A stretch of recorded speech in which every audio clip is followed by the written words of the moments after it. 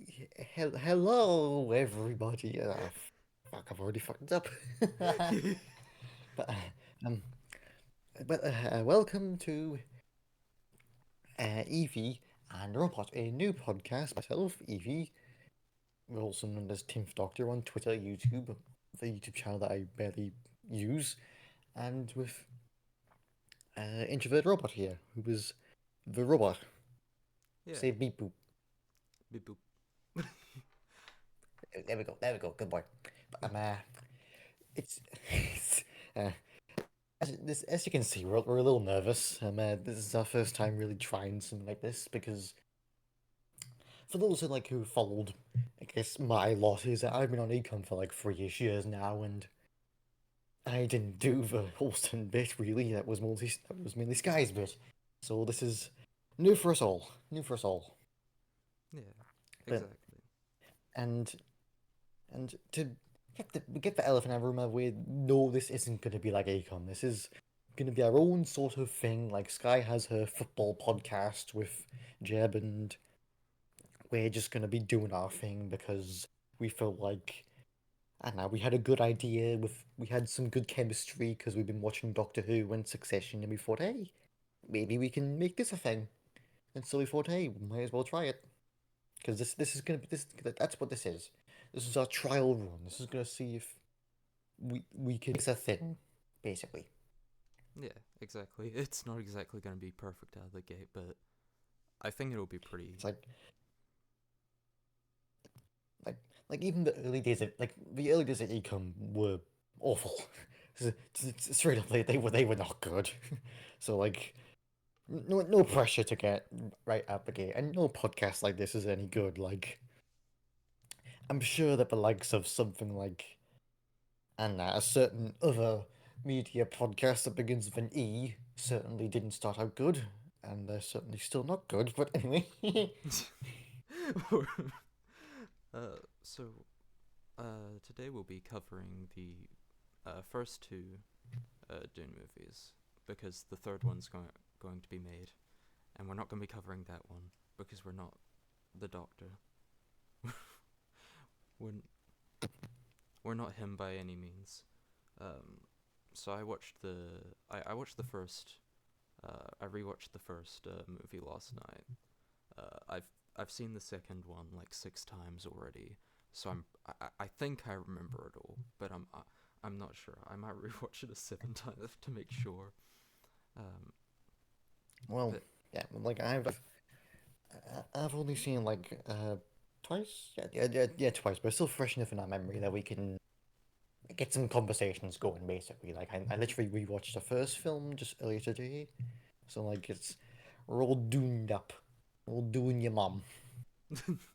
yeah, we're all ready to do it. Like I feel like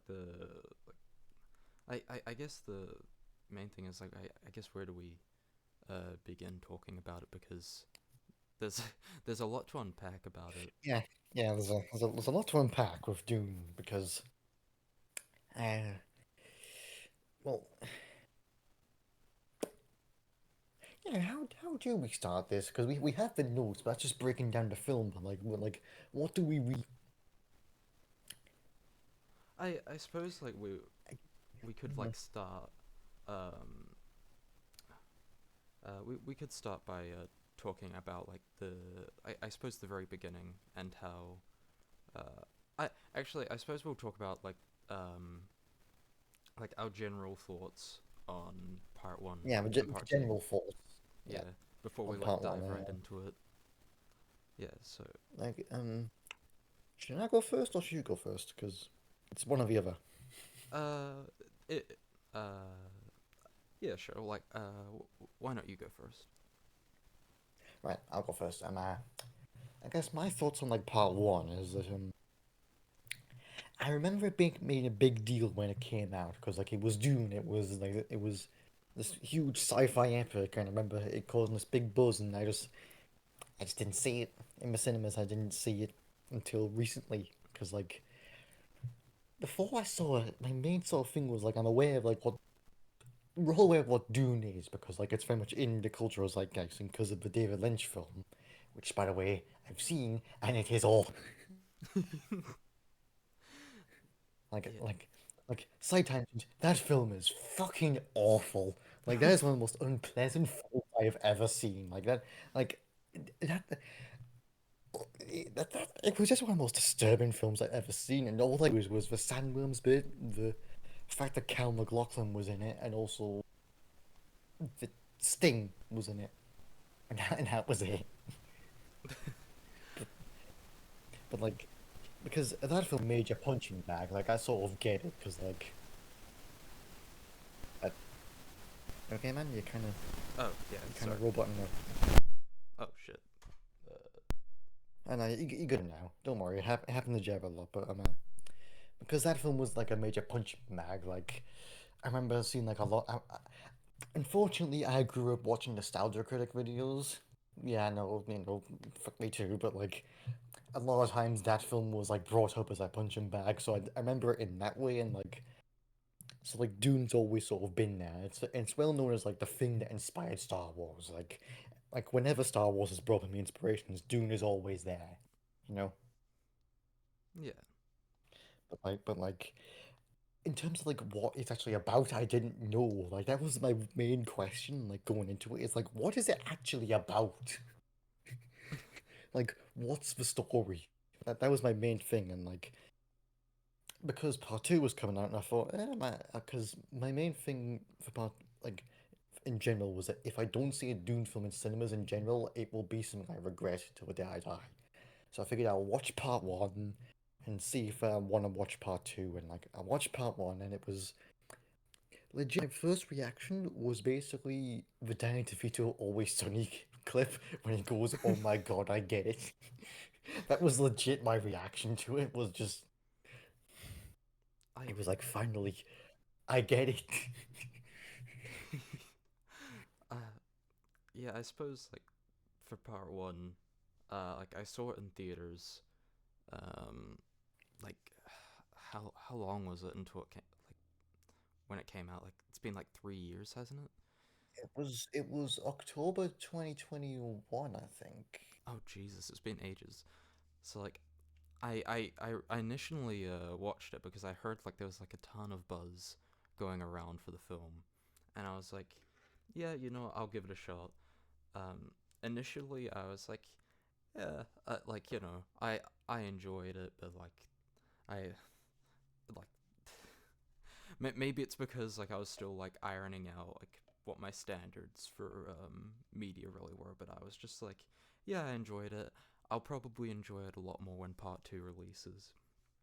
So Yeah, that's the sort of thing. Like, I remember a lot of people, like, the main thing I heard about the film is that it's half a film. Like, it has that sort of across the Spider-Verse syndrome, even though across the Spider-Verse doesn't, isn't, it's well, a complete film, but the criticism that it's only half a movie. But here it's like, it still has a beginning, middle, and end, but like, it does have that feeling of you want more, like, you're longing for more, and like, I'm somewhat lucky in that I saw part one and then saw part two like 3 days later.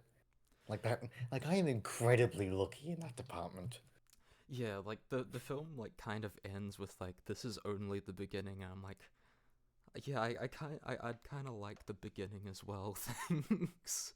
Yeah, like rewatching today, it's like because like I like part two way more. Like that's just way more my speed. But like part one is like it's actually still a really fantastic film. Like the I was talking to Sky actually earlier about how like the establishing part of the film was always like my least favorite bit, but weirdly enough, I actually still really like the establishing the world and the characters of Dune Yeah, and just about this. Still, it's still a very solid film. It's just a lot more complete now that part two's out, and like it's especially funny because you know when they made this, part two wasn't a guarantee. They yeah. Like part two hadn't been greenlit yet, like so they like threw into part one of the opening credits on a gamble. Oh, that was that was like Jesus. It's it's kind of like if they did like a Into the Spider Verse, except they expected like a part two and it was more connected because you could watch Into the Spider Verse and be like, oh yeah, this is like a complete film. Like, we probably won't have a part two to this, but you know, a part two is always welcome. And then yeah, but at least with like Across the Spider-Verse, it was announced as part one and part two, but just changed the title, and then everyone was surprised when it still ended on a cliffhanger. Exactly. And but here it was like actually like that we expect this, we need this to have like a sequel. Otherwise, it's just gonna be like part one is going to be like this is only the beginning, and then it just ended. It's like that's balls on a filmmaker. That like, Denis, you French bastard, you have absolute cojones to like put part one on your side. Like every other adaptation has done like the entire first book in like the first go. But like here, you're only doing half the book, and you're like, this is only the beginning and ending on a firm end. It's I was like kind of worried going into it because I believe I had like watched Blade Runner 2049, and I know like how it did in the box office. Like Denise is Yeah, really like good at like talking, like kind of like adapting older properties. However, he like it really depends on where he's working on whether or not it'll be like successful or not. yeah, like well, to be fair, Blade Runner's always been like a bit of a bomb. Like the original was a bomb, and a lot of critics hated it, and it took like 20 years for like sci-fi to really. For, it took sci-fi being influenced by it for everyone to be like, "Oh my God, it's a masterpiece! You gotta love it." But it's like you bastard. Why weren't you there to begin with? Yeah, especially with like the production hell like Blade Runner went through because there's like Yeah, five yeah. To be different fair, like cuts. yeah, like to be fair, like I only like fully I guess with like Blade Runner, I'd seen 2049 when I was like when I was younger, when I was at my dad's flat like years and years ago. But I was like, I was young and I was cringe and I didn't get it. But then I rewatched it just recently and I got it. But like, I never really sat all the way through the original because I fell asleep. Which, to be fair, it's like when I've been trying to watch Andor. It's like it's been late at night and I'm tired, and so like I fell asleep. It's a very good film, you know. So but like a rewatch the final cut is what I got because everyone says that's like the best cut. Yeah, like the I like same here. Like I only really got into Blade Runner um because of like 2049, and I was like, you know, fuck it, I'll give the first movie a shot. I like watched, I think it was like the theatrical cut, and I was like, this is kind of weird. Ugh, with the fucking narration, right? Yeah, exactly. I'm like, what's Uh, going on? yeah. Mm. And then I decided to like watch the final cut because that's what I heard. That's what I heard was the best one. And like I watched it, I was like, okay, the now I get it. This is a good movie. I was like, before I was like, what the fuck's going Yeah. on? but but yeah, it's like when it comes to Denis Villeneuve, he's very good at making like part ones and part twos. Or just he's very good at establishing a story, and building it all the way up. Uh, Yeah, he's a very good world builder. Like, e- exactly. So like when I went into like see part two, I was like, because I just rewatched it like a day before seeing it because I was like I wanted it fresh in my mind because it had been like 3 years since I seen it, and I thought I might as well you know, get it fresh in the memory. I wasn't like expecting much because I was like, yeah, the first movie is like really good. Like it's like I appreciate it a lot more in my second watch. Maybe that's because I was like watching the second film in like a couple days time, so I was just like, fuck it. But when mhm. I saw the like second movie, I was like, holy shit, this is like it's kind of like it, it, it kind of felt like I was like floating on air when the second movie ended. Like I was like, what the fuck? This is amazing, and it made me. Yeah, it's like No, no, I get that feeling of floating on air. Like the feeling I got when I finished like part two was like I tweeted out, but like it was a feeling that I had just witnessed history. Like, like it was like I witnessed like this generation's Star Wars, basically. Like I was part of something that's gonna be like influential in like film history, and that's like it might not be for all we know, this could be never mentioned again until after Messiah, but like it just felt like holy shit, I've seen something huge, you know? Yeah, like for all we know, this could be regarded as this like the same way David Lynch's Dune is regarded in like 50 years time. And like 30 in like 40 years time we get the better adaptation. Yeah, exactly. We get like another podcast starts like talking shit about Denise's version of Dune. It's just a never-ending cycle of we, we, we, we get Adam and the android. yeah. The more improved version of us. To be honest, the android might as well just be like not even like a real person, because I guess I guess I'll just say that I'm like cybernetically engineered to be like a robot. I'm like one of those like motherfuckers from You're Blade like, Runner. right, yeah, replicants, yeah. Yeah, exactly. Like, but yeah, when I saw part two, I I absolutely adored it, and I immediately after I rewatched the first movie all over again, and I gotta say, like, seeing the first movie right after the second, like with the second with the knowledge of the second movie, it's hard to see the first movie in like the same light like ever again, because the first movie, like, I was like, oh, okay, yeah, this is part one. I'm interested to see where it goes. With the introspection of part two, it's like, oh, I see where this is going now. Holy fuck, I can see everything so clearly. I'm like Paul Atreides with his fucking vision. You got a whiff of spice. Exactly, like it, like seeing it play out um was just amazing. I like I I just I just didn't know what to say. Like when I exited the theaters, I was just like, I felt like my soul had been fucking like rebrand. Like I feel like my life had been like changed forever. Like I know it's like a cliche. Like after like seeing a Yeah, really good movie, like, oh yeah, like my life was changed. It was just so good, because like everyone's hyping it up and everyone's yeah, like like saying, the cliche cinephile shit, you know? yeah, oh, it was the best thing ever. Oh my god. Yeah, And like we're not pretentious here. It's in our bio. We're not being pretentious. yeah, not maybe after 100, we'll we'll be a lot more pretentious, and we'll be like, the established shot wasn't good enough for my taste. We'll give it a 1.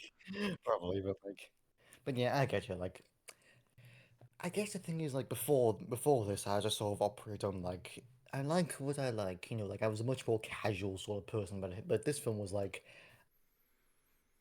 it was like a blockbuster where it was like I want this is the film where it's like this is cinema. Like, this is what it's all about, you know. Like. Like now I'm like expanding my sort of like what I want to watch. Like it's why I went back and watched the original Blade Runner and I want to watch Denis' other work and such and like other great work and that. It's like it's it's opened my mind to like other great movies and such. So it's like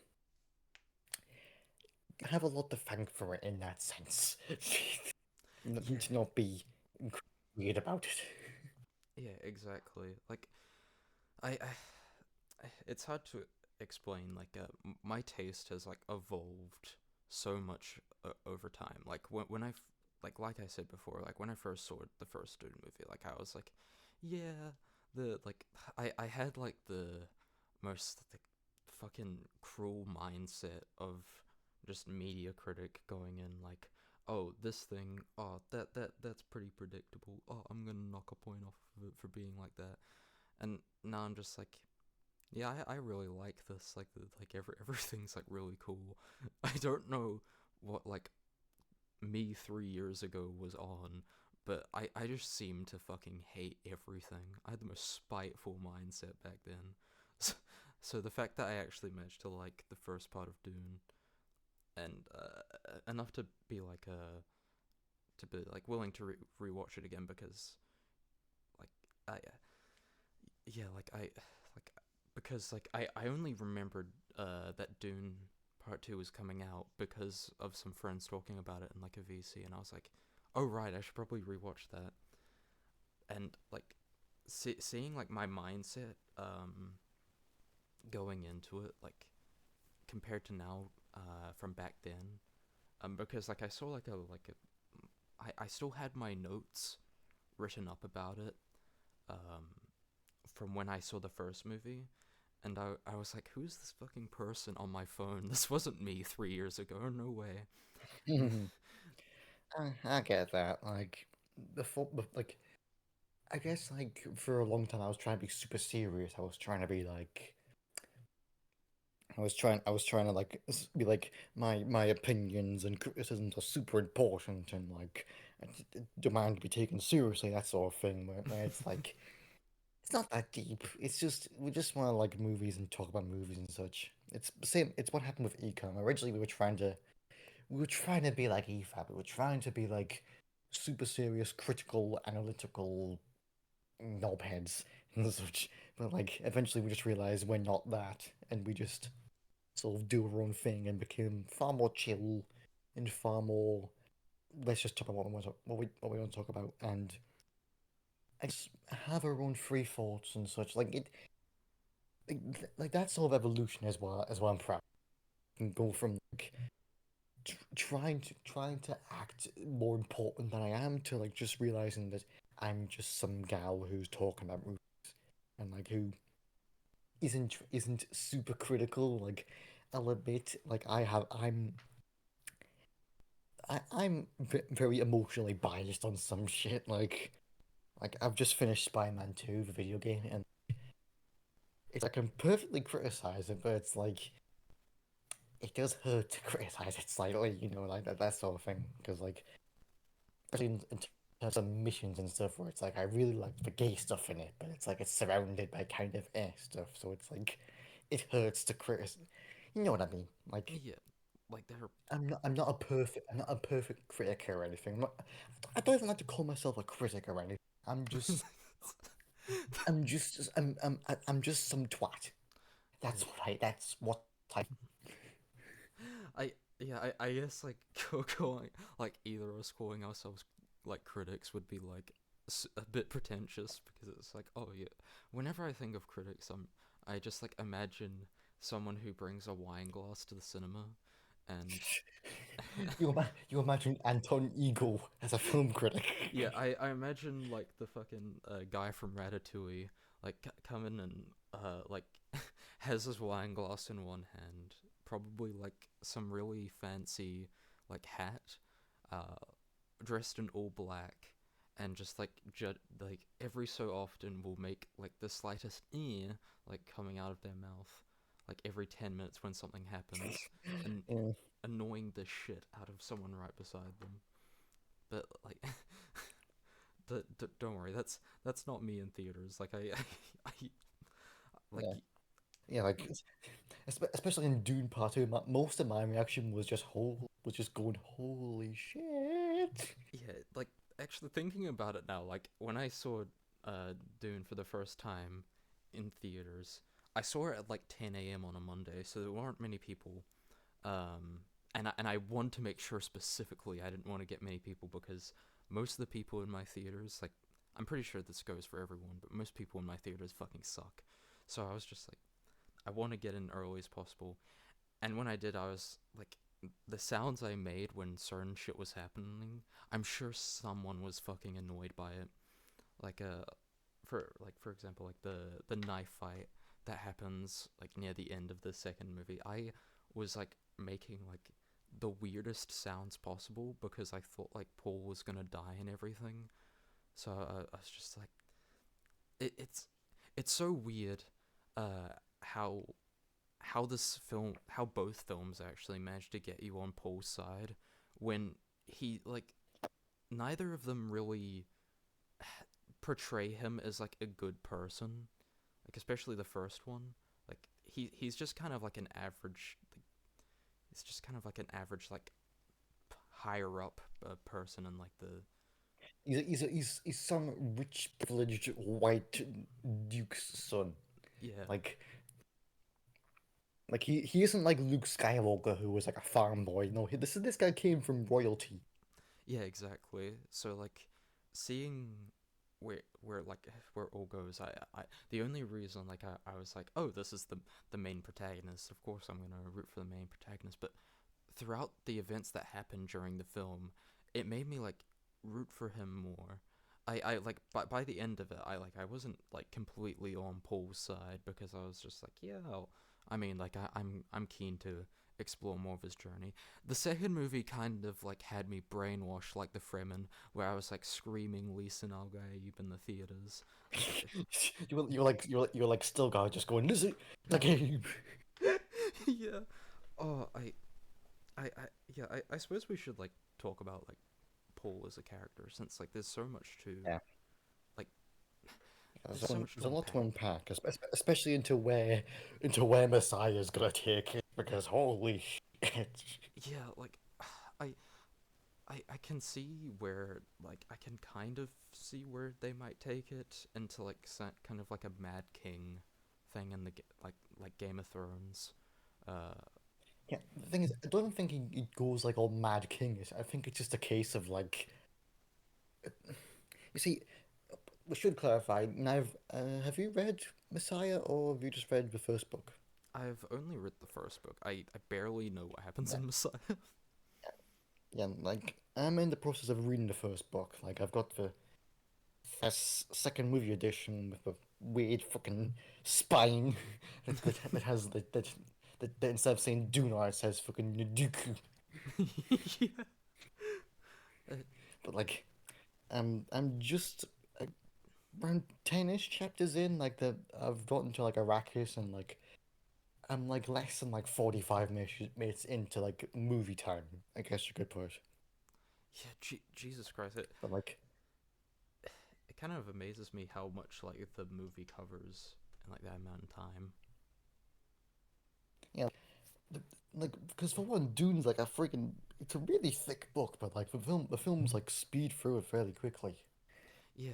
Fairly quickly in like they're 3 hour long films, but like the pacing is like the pacing like really it doesn't you don't feel it. You don't feel the length.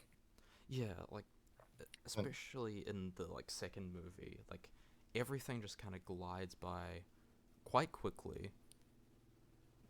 It's, yeah.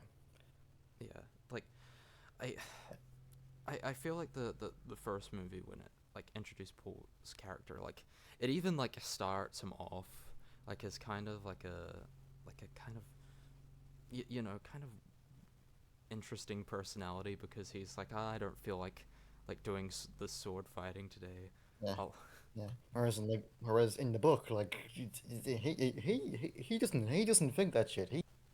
He is ride or die for this shit. Like he will yeah like it's that was Denis' idea. Like he was like he just listened he is all for being a duke from the start. So like that's a nice sort of change of pace. Like it makes him more likable and ergo like makes you buy into his bullshit. Oh yeah exactly like I th- I feel like the exploring like this royalty side because it doesn't start off with like the character being particular particularly like I guess flawless is the word I'd use because he's pretty flawed in a lot of ways. Like he's very uninterested in like what his heritage means and everything, and he just kind of wants to go out to war and fight, uh, and that's basically it. And Leto has to literally pull aside and tell him like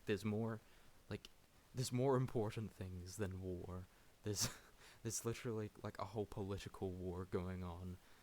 Uh, yeah, like when they talk about like what dangers will face on Arrakis, he's like, what, like sandworms, but desert, the Fremen. He's like, no, politics. we'll, we will use politics to harvest desert power.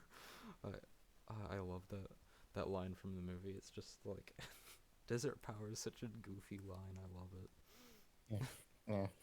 Like, they managed to make that like when I first heard it, like desert power, it sounds really ridiculous when Leto says it, but like when Paul says it at the end, when he sees a person riding the sandworm, he says desert power. It's like, Yeah. yeah.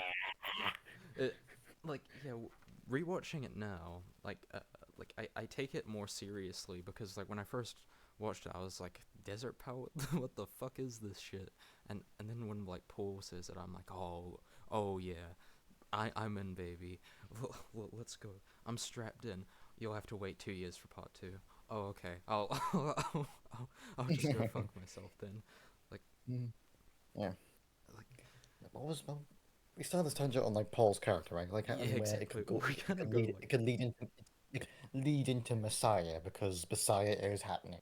Like, yeah, part two definitely sets up what we know about Messiah. Like, because like the thing is, like when like the ending of part two is like if we didn't get Messiah, I'd be fairly content with this. Like it gives you that taste of like Paul is the villain now. Like he is the hero anymore, and like and like them saying he is off to fighting the holy war, yeah, and like it's like you're not gonna see it, but like if you know what happens in the books, all I'll say is 61 billion people, 90 planets, and 40 religions. yeah. All fucking like they all fucking like crumble.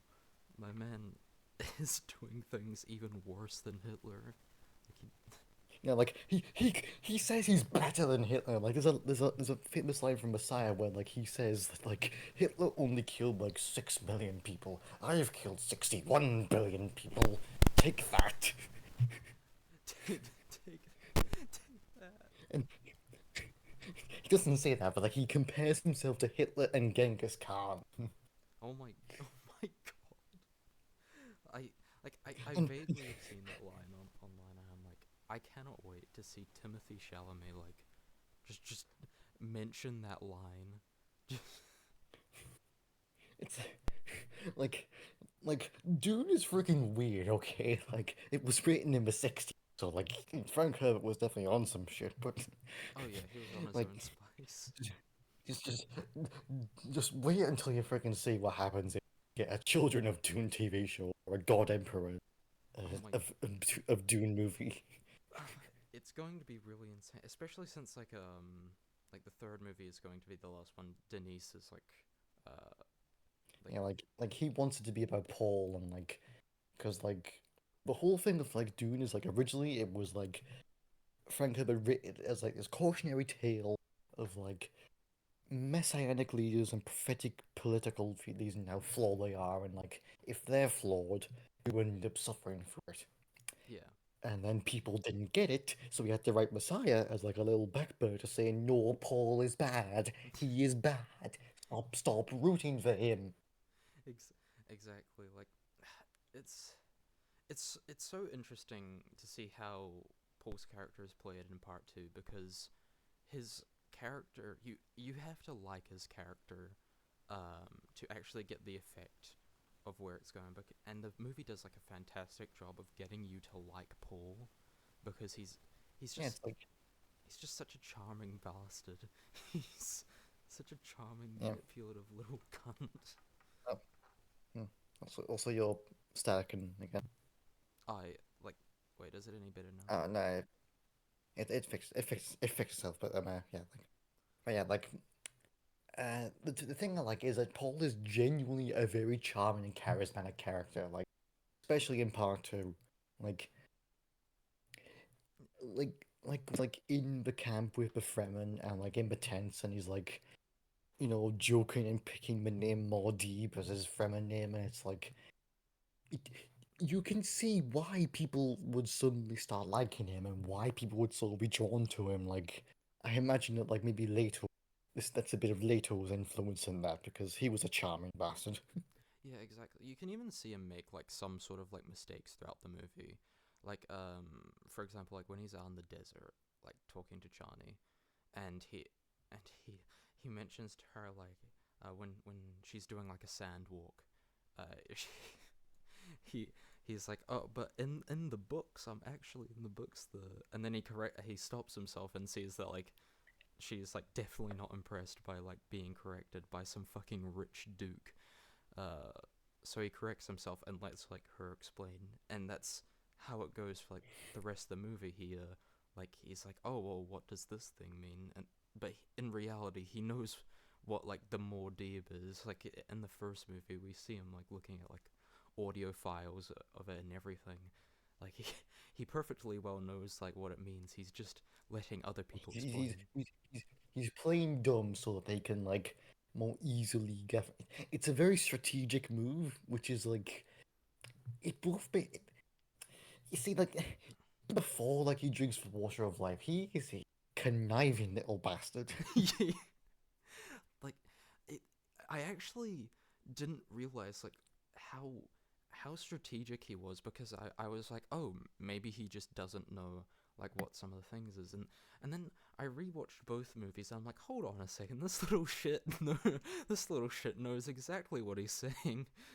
He's, Yeah, and it's like even in like the opening few scenes of part two, where he's like going through like something I'm their messiah, something I'm a false prophet. I'll have to convert the non-believers.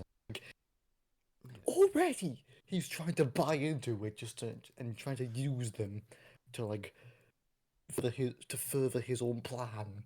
yeah, like Like like this man was never genuine from the start. Like you can yeah, maybe buy that like maybe he did want to free them, but like they were always there to service his goal and yeah, like it's such a cool play on like because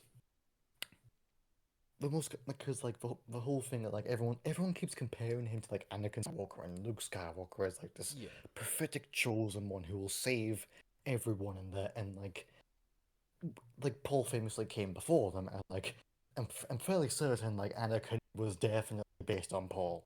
Like the whole chosen one prophecy was definitely nicked from Dune. Just oh just yeah, saying. But like but it actually works better in a post Star Wars world because like you go in expecting him to be like them, and when you get him, he's like he is not a good person. Just he is like using the people trying to save just to further his own political scheme. exactly. Like I feel like it works like extremely well in today's like cultural climate, because everyone's like so used to like that there's not many protagonists in me, at least in like like the main cultural sphere, like in Marvel movies and like the main blockbusters that everyone goes to see. Like the main protagonist is someone who is like a great person, and I think that really helps when you look at like Star Wars, like it coming after Star Wars, because everyone has that expectation of like, oh, okay, Paul's gonna be a great person, and I feel like that helps you get invested in his character a lot more, and like it makes it more like way more shocking when in part two, if you haven't like read the books, like his utter turn to like madness. Yeah, and like him being fully focused on like becoming the emperor. Like I've heard people when like he suddenly says, "I'll take your daughter's hand in marriage." I've heard like there's been people saying like, "Oh, I heard the audience gasp," like like him suddenly having this grasp for power like right in front of him is like a sudden shift or something like. And it's like that's why it's so cool to have a mainstream Dune adaptation where like it's actually like really loyal because like the last one, which was the David Lynch one, really didn't that like I know I'm not breaking new ground, but like that movie really didn't understand the story. Like for one, like it straight up says Paul is a god. Like straight up says the Kwisatz Haderach prophecy of Melissa Al Gaib is a true prophecy. It's it never even has a scene where it's like the entire point is it's bullshit. Like the prophetic prophecy is a load of bollocks. And like instead it's like, yeah, it's true, and at the end he makes it rain. And it's like you missed the point. it. And even at the end, it's not he doesn't even make a play to be the emperor, like because I don't think he marries the princess. Oh, Yeah. well, it's been a while, and I've blocked out a lot of that movie, but like in the film, he's not seen as the bad guy.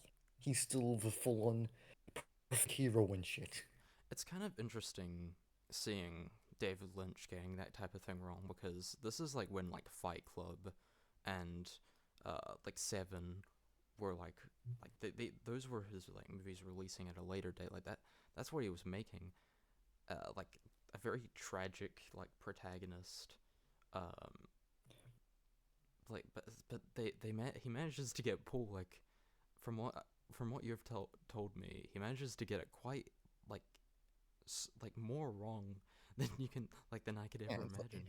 yeah, like there are some good bits. Like I will say, Carl McLaughlin is still really good as it, and honestly, I'm glad that he was in it just because he's a massive Dune fan. Like he's a massive Dune fanboy, and he's happy to even meet Frank Herbert. Like, good for him. Like he even like met Timothy at the premiere, and it was a little talk, and like, good for him. Like, he's cool, but like, aside from that, and maybe also Patrick Stewart holding a space pug. I wonder what they talked about at the premiere. I wonder if it was like some shit like that. Like he he whispers into Timothy's ear and he says some like "Hail Hydra" shit. Like just He- just well, you will now he lead wasn't them. Agents of Shield. Yeah, he just whispers in his ear like you will now lead them to paradise. Like, just like That'd be awesome, but yeah, like, and plus, like, the history of that film is so cool, it's so unique because, like, there's I'm not sure, I'm gonna butcher his name, but Jodorowsky's Dune, which was like the film that was gonna be made instead of this, but like got studio meddled to hell, and then David Lynch was brought on. But like, this was gonna be this 6 hour long epic, and gonna have like all this great cast and have like all these influential sci-fi people involved, like George Lucas and Scott. The soundtrack was gonna be done by fucking Pink Floyd. oh, it's it's really interesting to see like Like, how much Dune has like kind of like failed to like grasp uh this like this culture like over the years until now. Like yeah, because it's like sometimes it takes just a good adaptation to really get something right. Like, because she's in the news again, Madame Rowling isn't lucky in that she got an adaptation right from the get go. yeah, Like like like she managed to get a good adaptation out while her books were still coming out. Like the she is a lucky motherfucker in that every other book adaptation at that time was like fumbling at every turn, and like because like book adaptations are freaking hard. Like I'd recommend Dominic Noble's Lost in Adaptation videos. He's done like some stuff on June which are great, but like you'll see that like adaptation process is hard. yeah. It's like I feel like that's what like most people like misunderstand like how hard like it shouldn't be that hard to adapt something like it's Yeah, I going mean thing from the it's page. especially hard for Dune because like the whole thing with books is that like a lot of it is written down and in thoughts, but like most of the book is internal monologue. Yeah, and it's kind of And hard to convey that, especially well, well, David Lynch tried to do that by yeah, simply having the characters by having them narrate themselves in certain scenes in this low, whispery voice, where like during the Gom Jabbar scene, like Paul whispers the "I must not fear is the mind killer" speech, and it's like it's really distracting.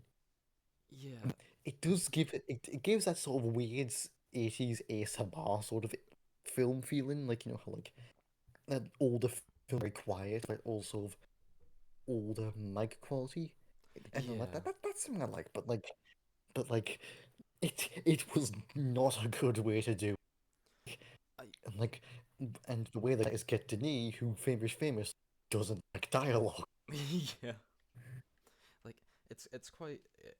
I'm kind of actually glad that they got someone who absolutely fucking despises dialogue. Like, um, like maybe his like thoughts were miscommunicated, but from like the You interview. know, like before it came out, it was like, what are you talking about, man? But like, after seeing June and watching Blade Runner, it's like, you know what? I kind of get it. He really does convey. He's a very visual director. He's a very Yeah, show don't tell kind of person. Like the best thing I can commend is that like he managed to convey that Paul was now the villain without any actual dialogue. yeah, Like after he drinks the water of life and he says that's how we'll survive by fighting like Harkonnens. yeah, But the scene where he arrives in the south and like the sun and it's like this really just it's this evil freaking soundtrack and it's Paul just walking up with the sandworms rising up behind him and it's this really dark and grim scene yeah, and he has this proper fucked off look on his face as he's looking at the frame and it's like that's how you show that he's the villain like that is so much more effective than him suddenly killing younglings. yeah.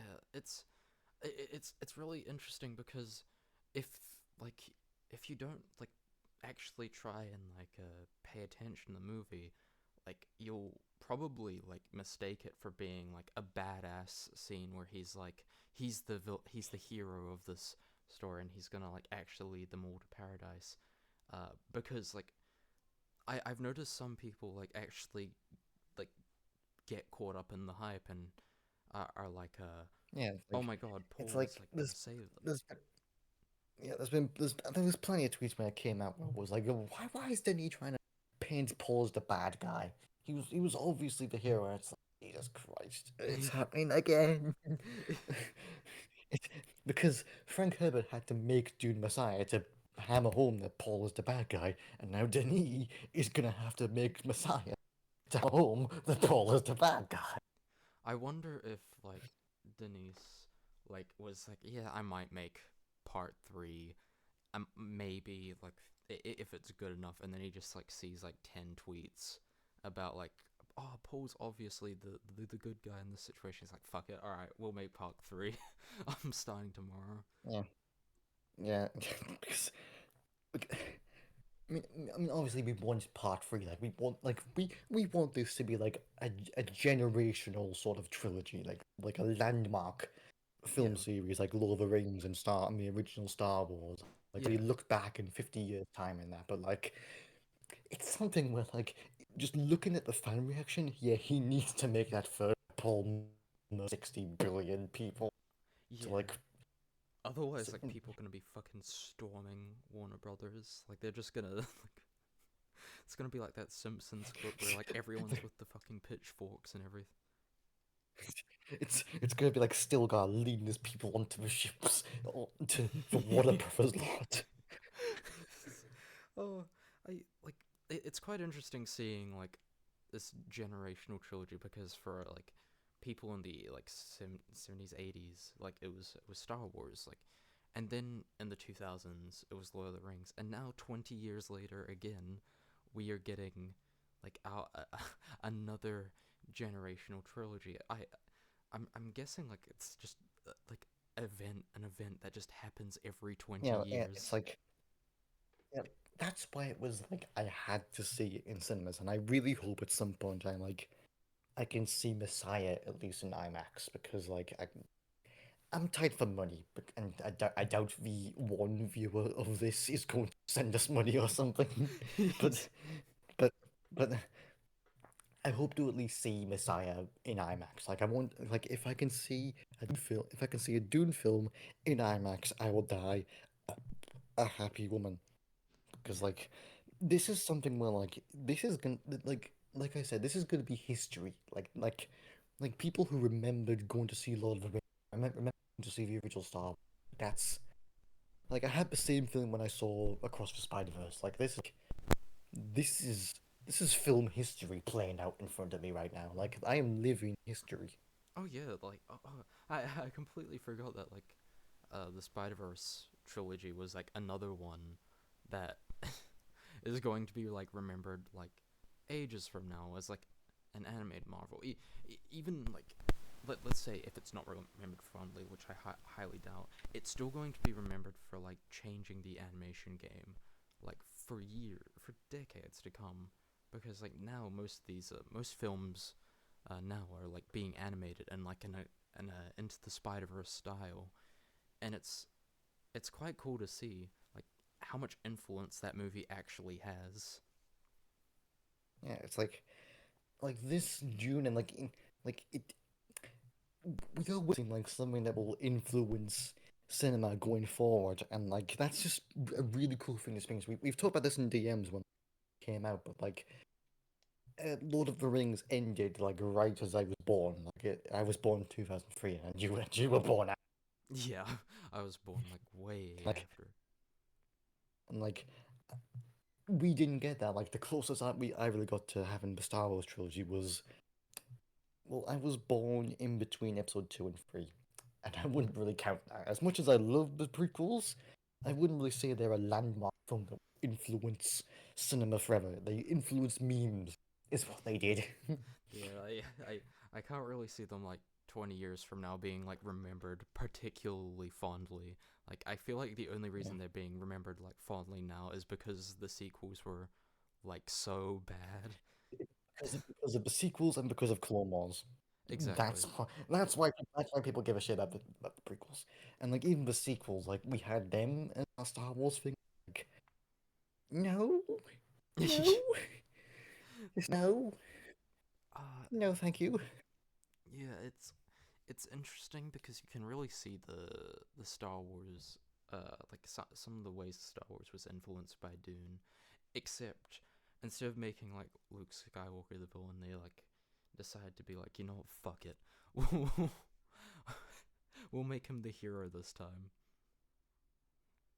Like, like even in the original draft for like Return of the Jedi, Luke was gonna turn evil. So it's like it was always there. The Dune influence was always there. It would have been interesting to see an evil Luke Skywalker. I mean, I guess we got to see that in a little bit in Like, and, The Last Jedi. and like, and and like and also with, like Lord of the Rings, like we didn't really get that. Like again, the closest we got was for Hobbit, which Yeah, no, no. yeah. Like I have a soft spot for like them, but they just Peter Jackson fell off. I mean, was he like ever on? It was like he's kind of like notoriously like terrible to work with. Like he'd just sometimes just be like, hey, this scene we've been working like months to work on. How about we change it a little bit? And by a little bit, I mean like, how about we change Yeah, everything? How about like yeah, your months of labor worthless? Also, the yeah. deadline's the exact same, so chop chop. Yeah. It's but yeah, And I'm still waiting on the day he does a freaking Doctor Who episode because he's been asked like several times. I wonder if he just doesn't do it because he just thinks it's above him. He's he's like, oh, Doctor Who, yes, no, I did the Lord of I did the Hobbit trilogy and everything. I'm way above that fucking pish posh.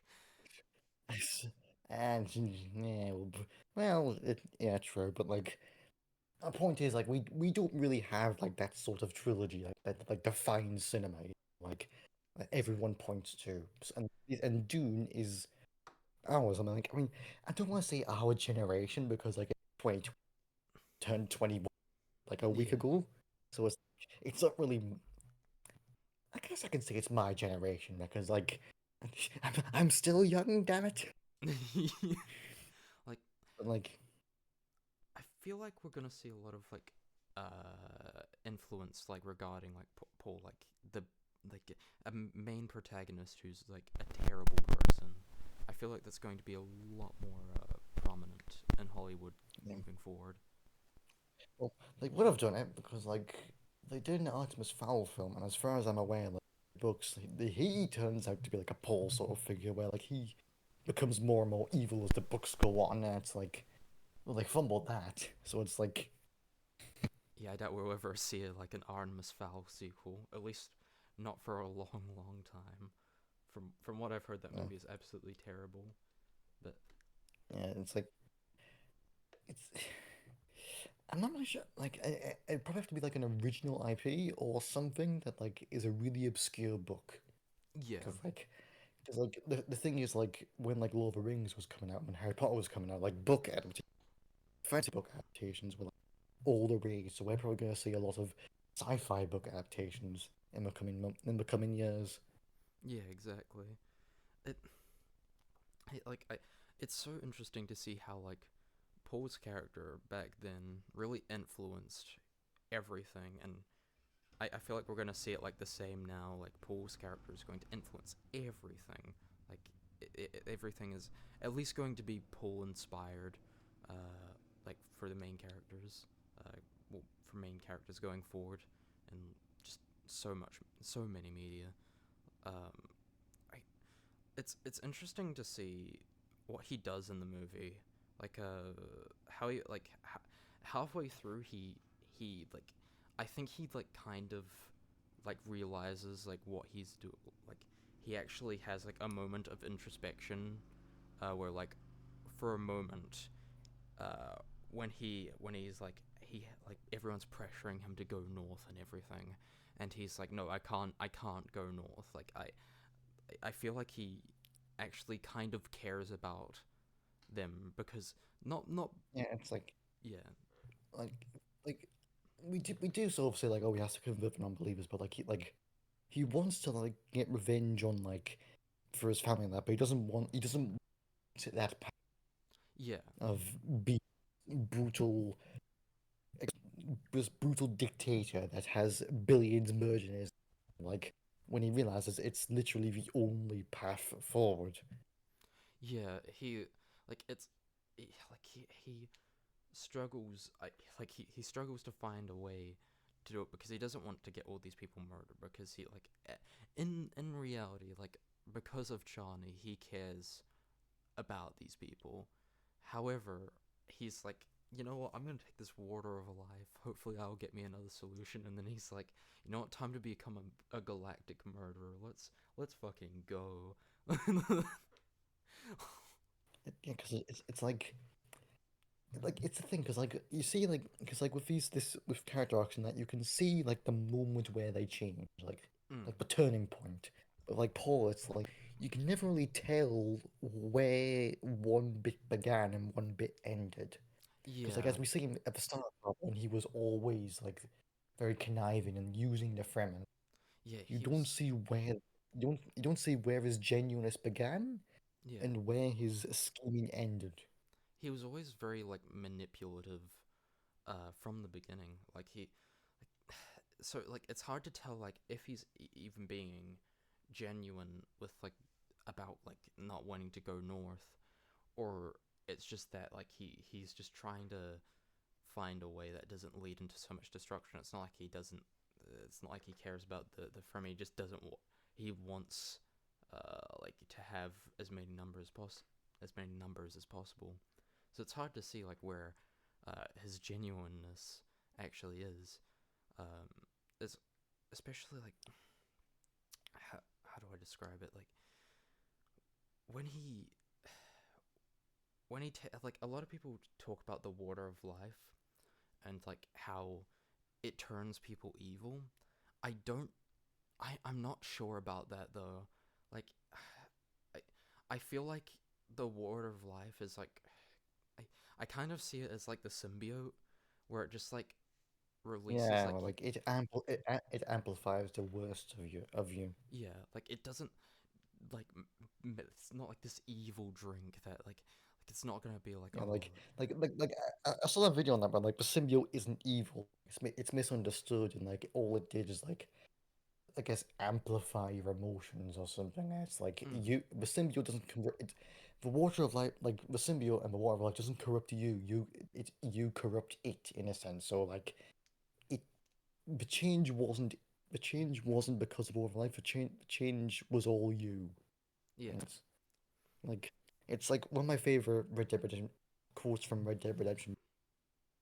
People don't change; they just become more who they really are. yeah, exactly. Like I feel like the water of life is more, less like the turns you into a terrible person, just more as like it helps you see like who you really are, because like it's like it says he can see like all of the past and all of the future, Yeah, and he and can like, yeah, he can see himself for like who he really is. yeah, it's like. Because like he said this, he says after he takes this, there's a narrow way, Yeah, isn't like like the idea in any an Infinity War where like there's 14 million possibilities and only one where they win. It's that, but done good because it's still not a good path. yeah, exactly. Like there, I'm pretty sure he saw like other paths to like avoid destruction. However, the only one to get what he wanted was through destruction. Uh, because like he wants to get revenge on his father, and the only way to do that is by actually waging this war and everything, because everything is so interconnected with the Harkonnens and the Bene Gesserit. Uh, And the Emperor and yeah, the Landsraad and the other houses like it's you don't really think about the sort of like other like the great houses and that always felt a little Game of Thronesy to me.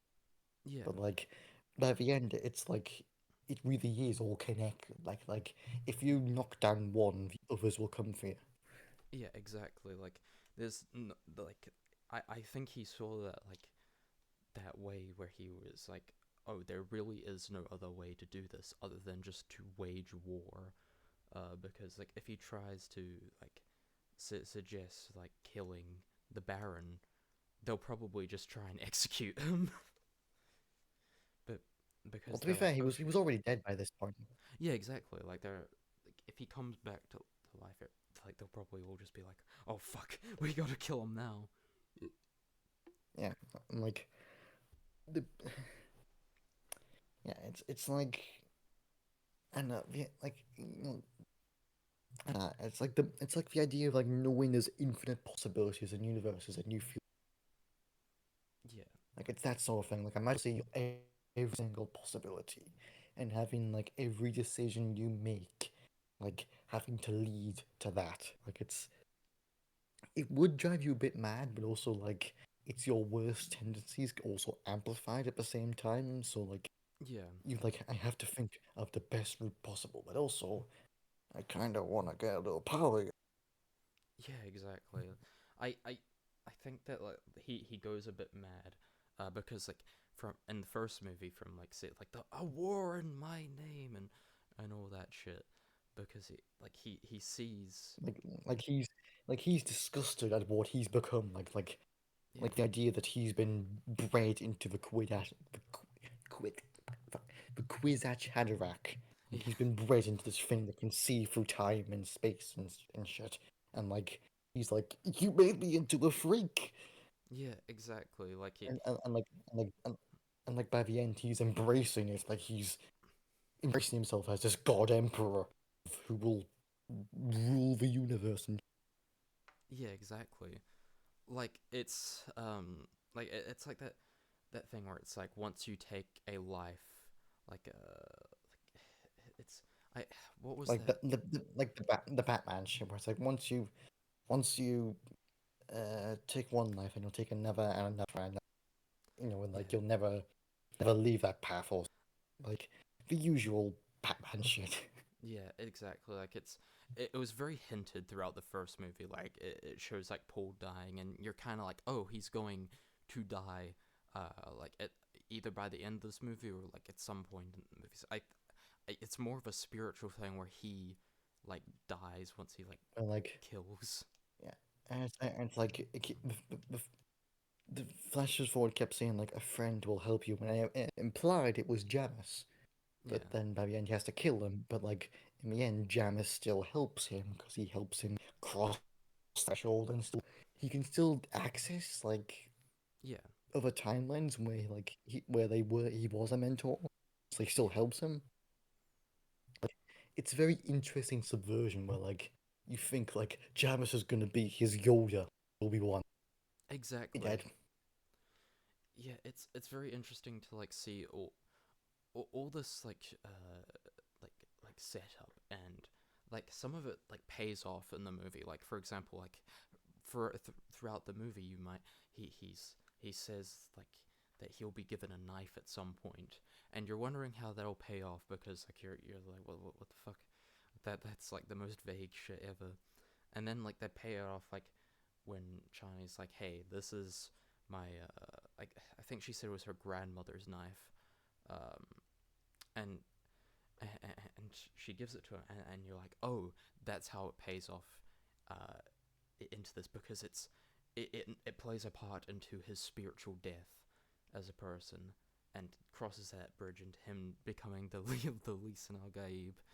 Um, it's all very interconnected, and you can kind of like see how like how a lot of the visions in the first movie are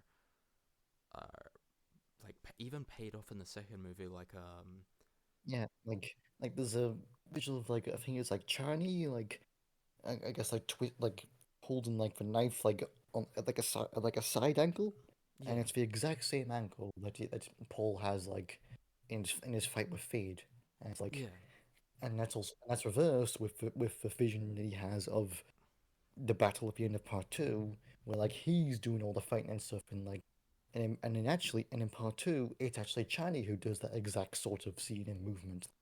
Like exactly, you could like it's something I always thought where like a sequel, like a film tries to like flash forward to a sequel, flash back, and when they do a film set in that time period, it yeah, doesn't quite line up. But here, I actually really like it because like it's the point, like it doesn't quite line up, yeah. like His visions are like unreliable. yeah, It's there was like this one scene that I really like, which is when the spice harvester gets attacked by like the gets attacked by the sandworm in the first movie, and there's like a lot of cool shit that happens, especially with the Paul having his visions, and he's like, I recognize your footsteps, old man, and like uh, like it's just like some random throwaway line you think, and then uh like in the second movie, he says the exact same thing. He yeah. he sees Gurney It having he actually says that three times. He says yeah, it in his first scene with Gurney, like, and Gurney says, "Why have you got your back to the door?" Like, I'll recognize you. yeah, And Gurney says, "Oh, someone could mimic my pattern, you know, because the whole thing of walking with rhythm, like, knowing your rhythm." And like, yeah, then he says it when Gurney walks up. Although, like, in that scene, you could see he was maybe talking to the Sandman because Jai Halud also means like grandfather of the desert. yeah, So it's like but then he says it to Gurney.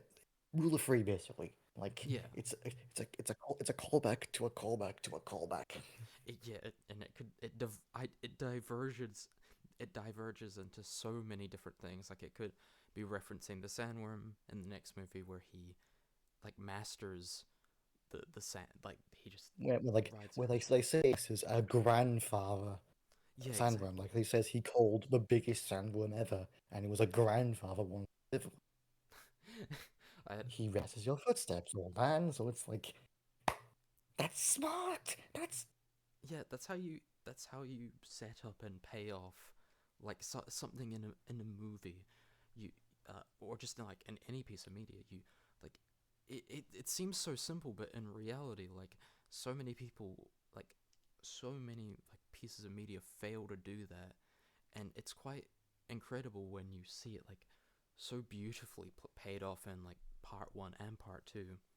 It's I also really like during the movie when like Stilgar like says to Paul like don't do anything fancy. Don't try to like embarrass my teacher. 'Cause every single time he does something like completely ridiculous, like the sandworm. Yeah, that's gonna be like one of the biggest ones they've seen.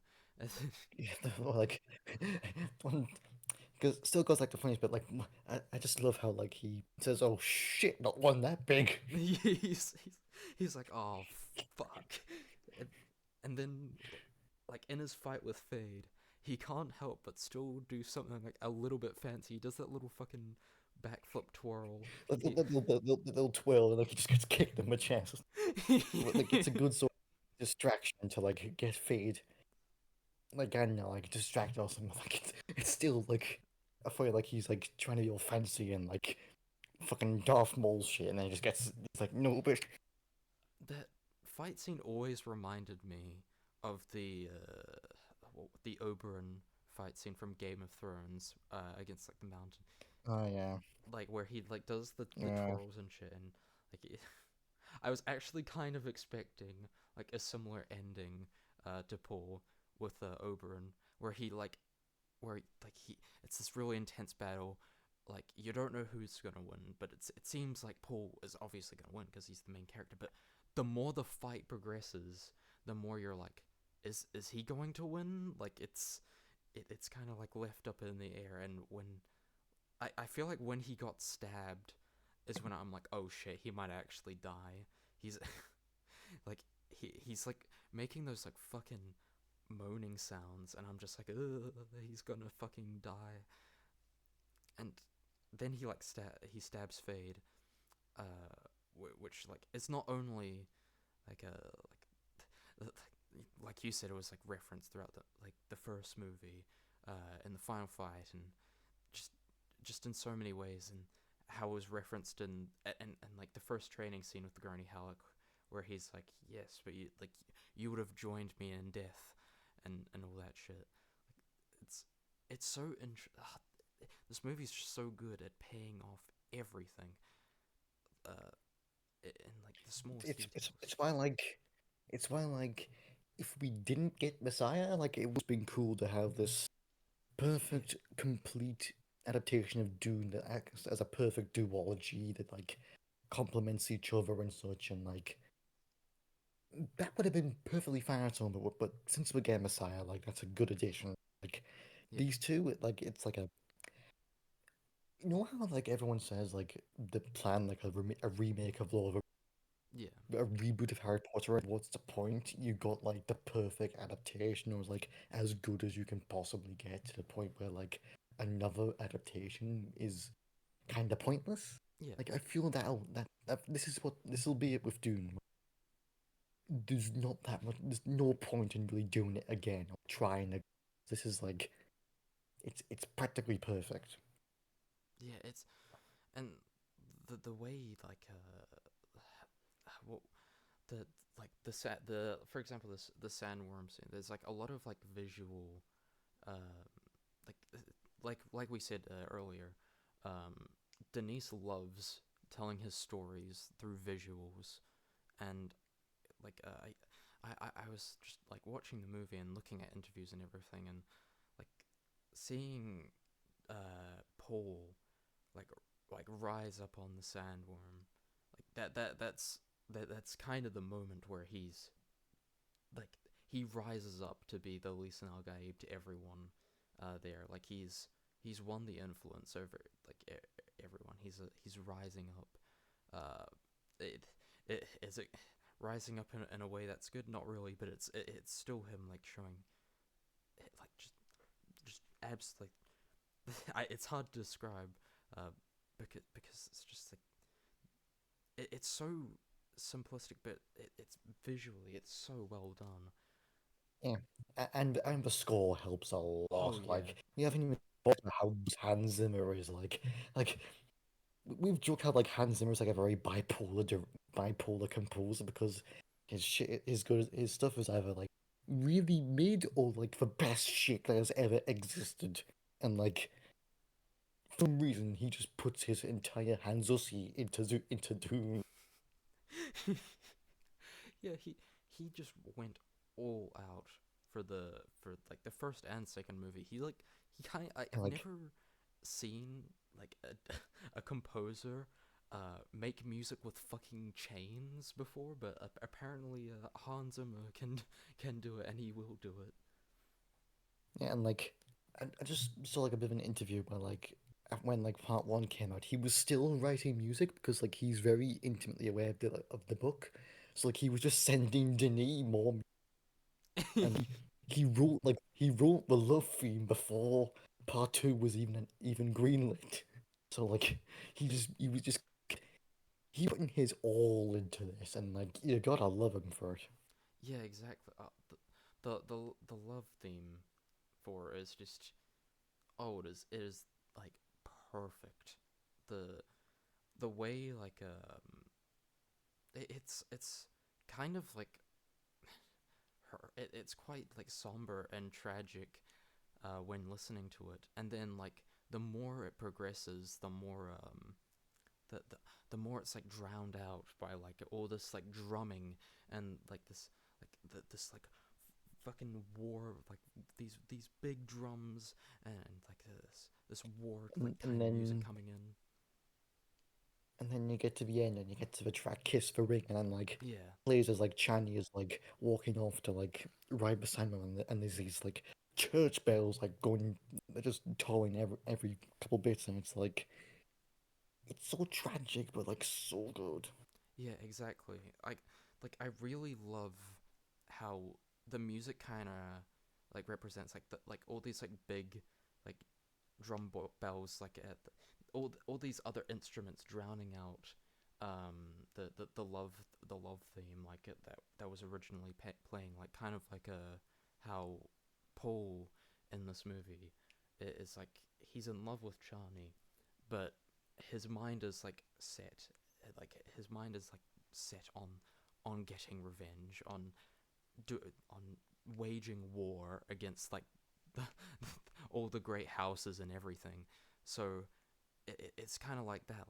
Like it's all like his love for her is getting drowned out by this like this war in his name, and it's so interesting to hear it done like visually.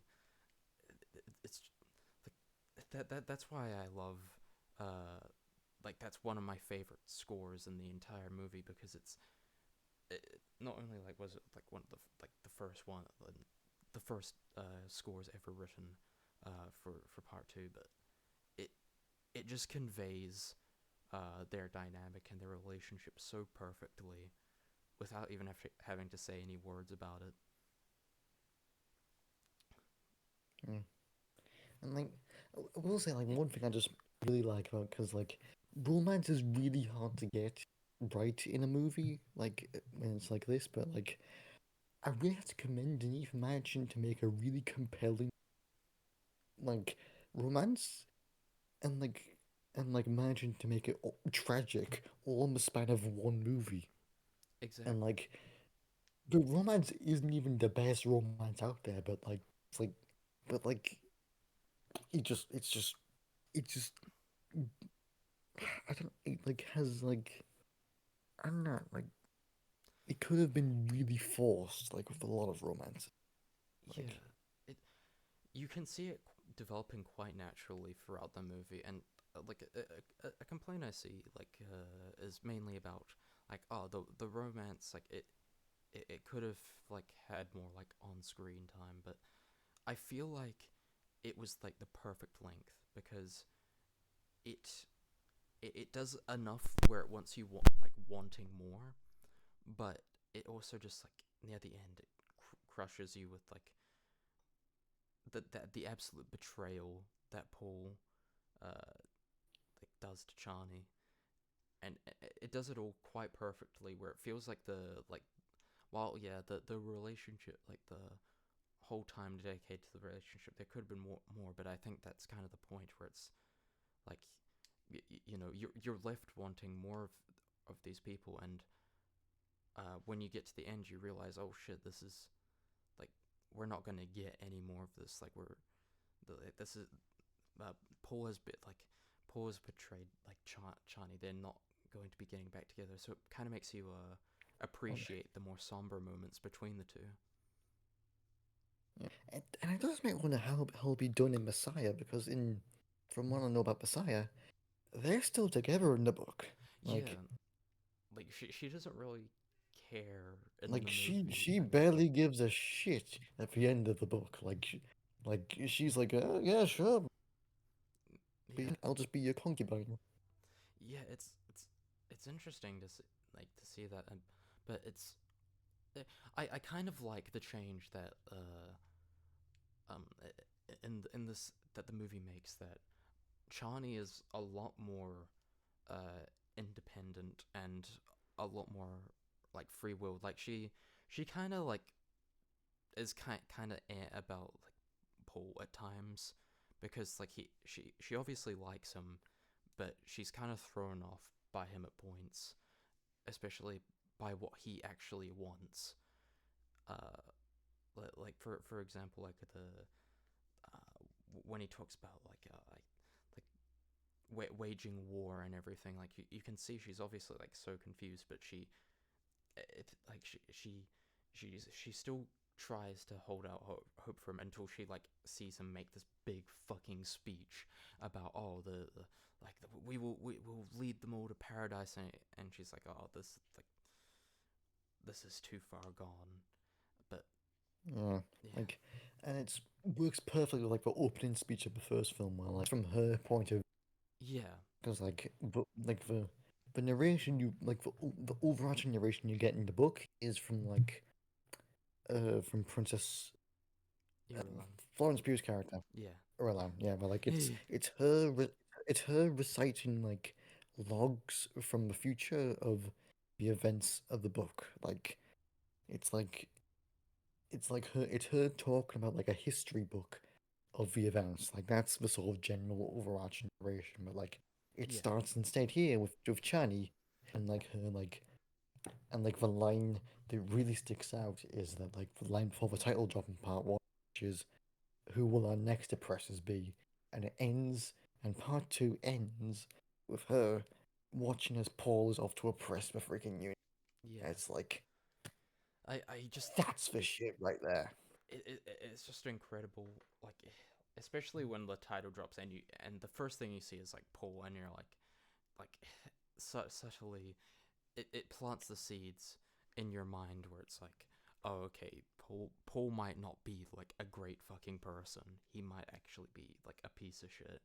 But the movie does both movies do such a great job at making him seem like such a like a like a fucking cool person and everything. Like, oh, he's so fucking amazing and everything, that you don't even realize like at points that he's actually doing the most vile shit uh, behind the scenes.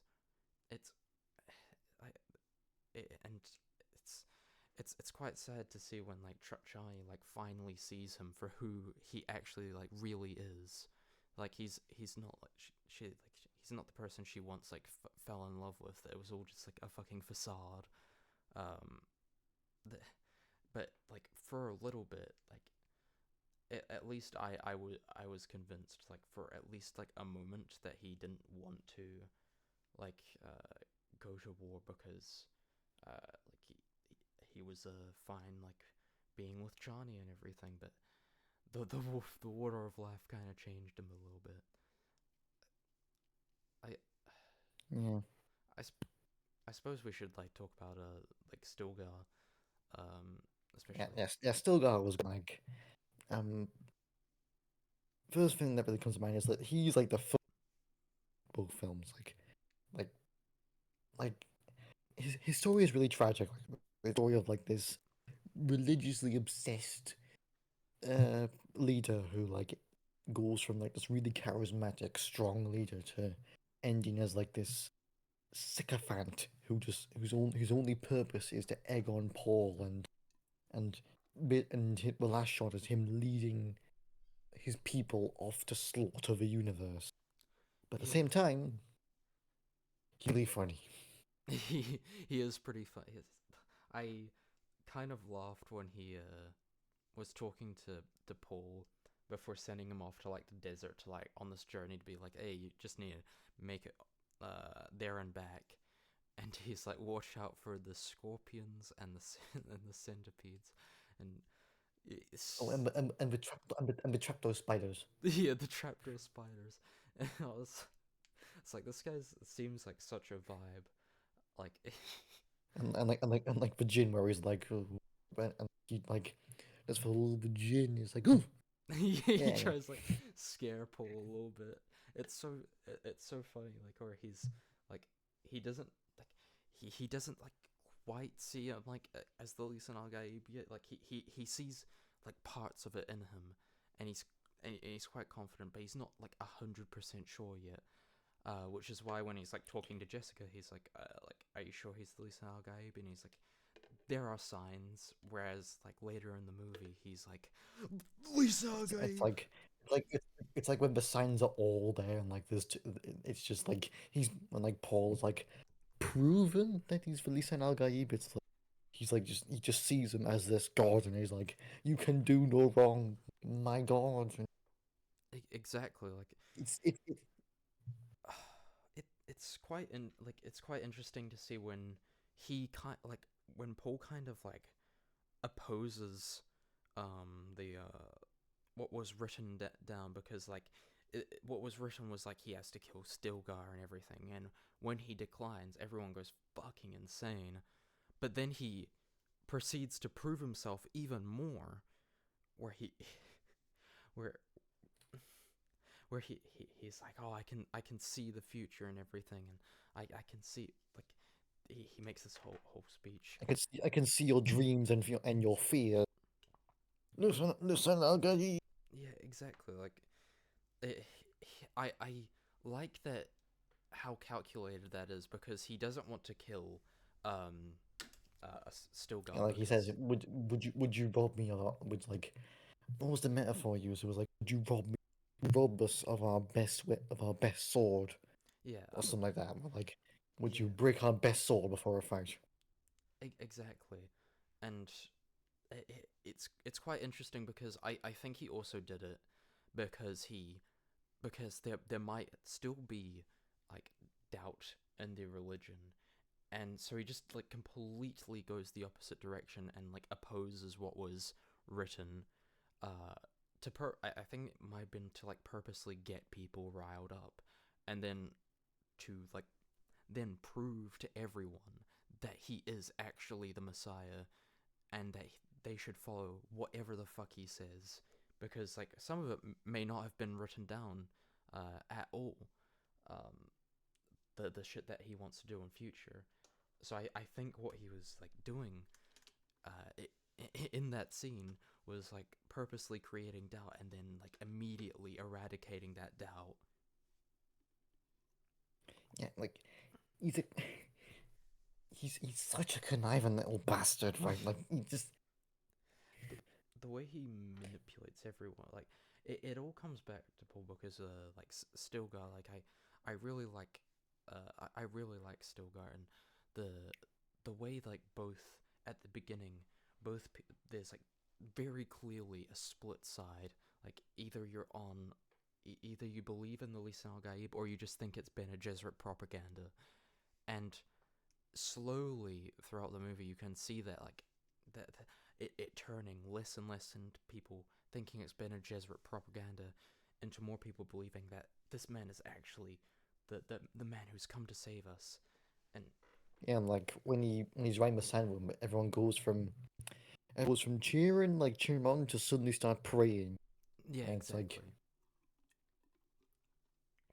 exactly. It's a very clear difference, and he slowly like wins them over more and more with the spice harvesters, because he has those visions of where the spice harvesters will be.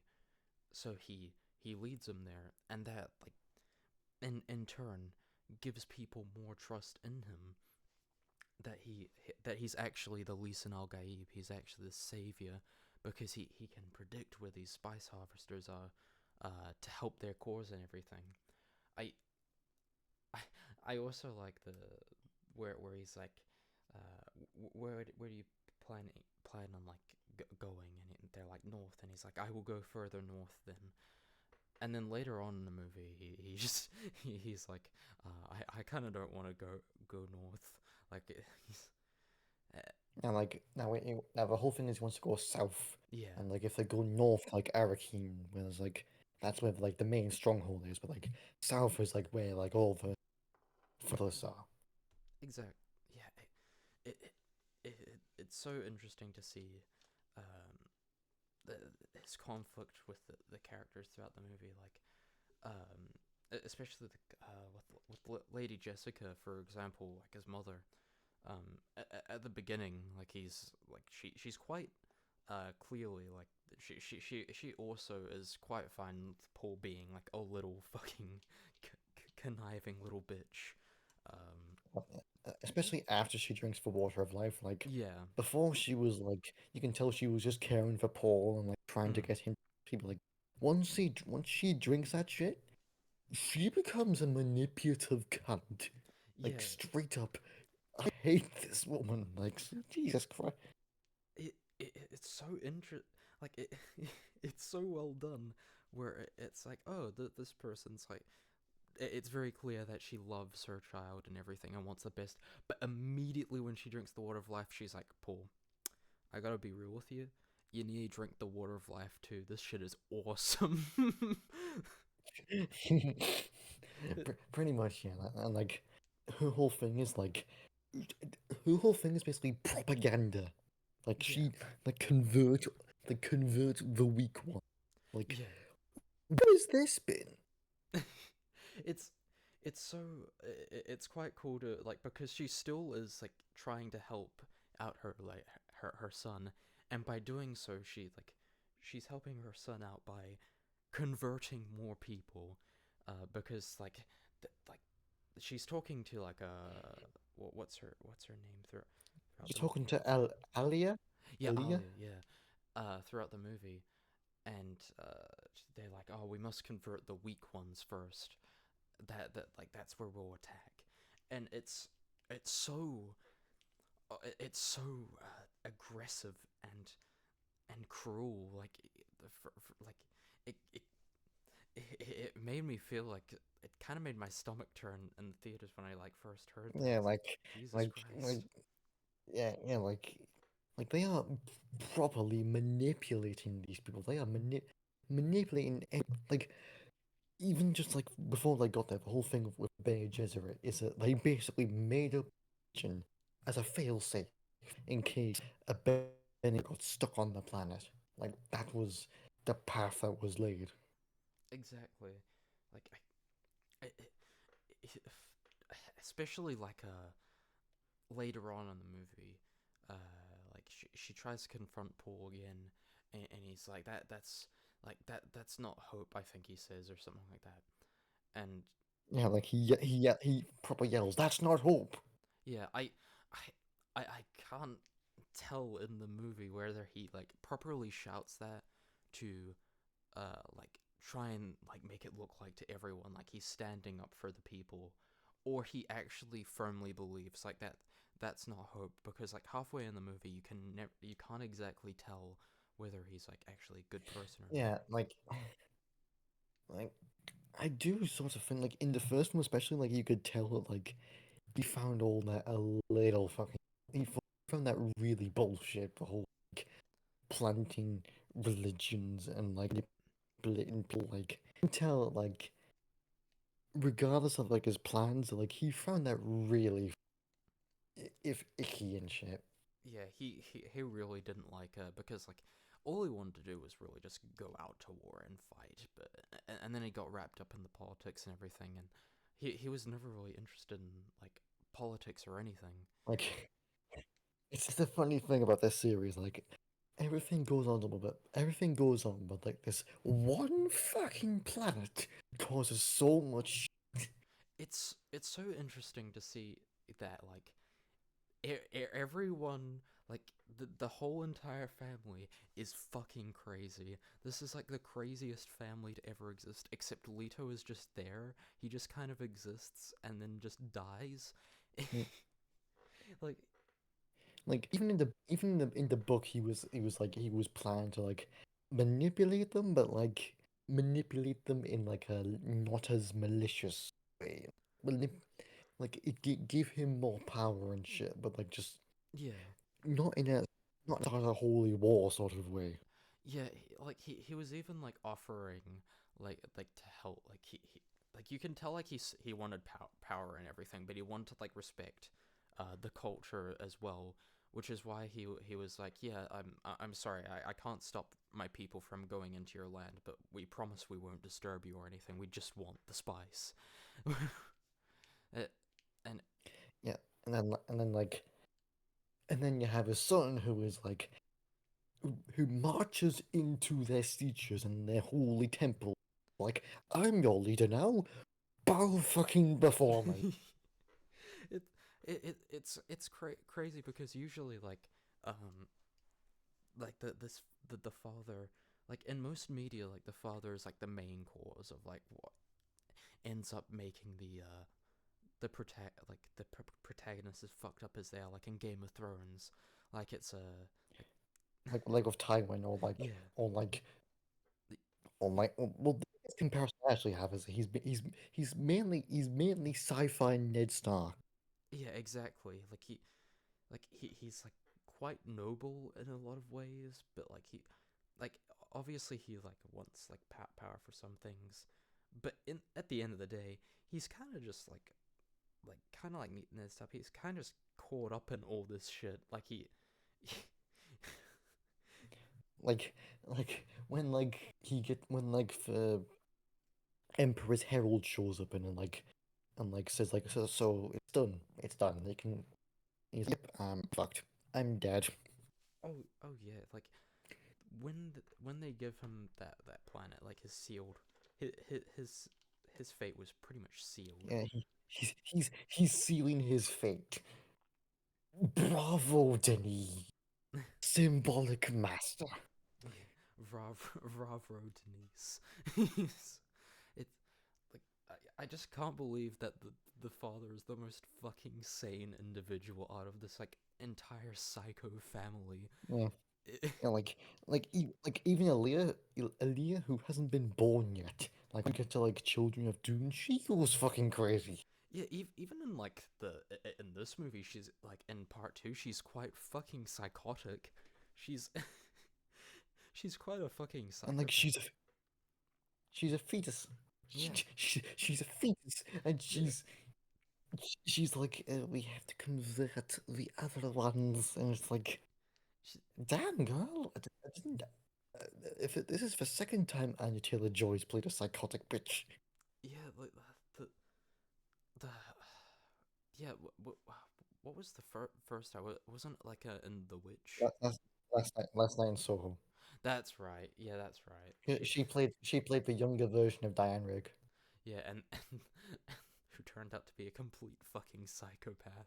Yeah, who Uh, who who, who fucking murders Matt Smith and every other person in the house. It's like I can't believe he murdered the doctor. spoilers. Like that film was fucking scary, and like I'll admit, as a woman appreciator, I definitely appreciate that film. But like, please don't hurt me. I'm a big supporter in women's rights and women's wrongs. He, he, here's the thing: if you want to murder Matt Smith, and if you're Anya Taylor Joy and you want to murder Matt Smith, I I'm not gonna say I'm not gonna support it. Uh, but all I'm saying is that I I. I might be kind of into it. Depends on depends on how it's done.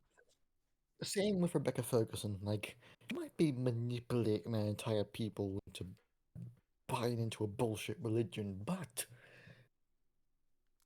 I will follow her to the ends of the earth. Yeah, yeah, exactly. It's Rebecca Ferguson. Like, how can you not Like, like it? have you seen her in interviews? She's the most wonderful person ever. Yeah, I don't care that she plays basically Satan as a woman. basically like woman Hitler. Like she's like completely nasty as a person. Like I remember like seeing this with my mother, which not exactly like a great thing to show like a religious person doing, because like it's kind of it's a little anti-religion. It's a great big critique of like religious shit. Yeah, it's not exactly like a thing where it's like, yeah, God's awesome and everything. No, it's like a lot of religion is a lie. It actually kind of like it still applies. Like the message of Dune still applies today. Like because there's like the I know talking about religion will be quite controversial, but there's a lot of even nowadays, like there's a lot of religions, like in churches, like I think I saw like I think I saw like a video which was like breaking down like the religious fanaticism of Dune, and like he was like, "Yep, yep, that was all right. That's 100% right." yeah, it like there's like priests and everything, like who are like, yeah, like for the cause and everything, donate money, and then they and like in the background they're just fucking millionaires. It's it it's quite interesting to see how still like prevalent the messaging of Dune is today, because it still applies. It applies really fucking well, and I feel like uh it's a message that will apply like at least like for Probably, years to come. probably for like, well, Dune like as a series is like it's 69, it's 59 years old. Like it Yeah, came out in 1965. I imagine it'll like still be relevant like in another 50, in another 60 years. yeah. For that hundredth anniversary, I'm reading all the books and watching all the movies. I'm just Hmm. if Well, I ever every make single it. Brian Herbert one. Yeah, exactly. And then I'll be watching that terrible David Lynch Dune movie that I haven't seen yet, but I'm just going off of the assumption that it's terrible. It's just don't watch it. It don't like it's not worth it. Like it just rewatch the Disney films. Like Yeah, these are yeah, there. yeah, exactly. Like I also I really like the like especially the little like side characters kind of coming back into this film like for example like Gurney Halleck. He comes back. He's his reintroduction is quite funny, because it's just him singing about like fucking piss and everything. It's Yeah.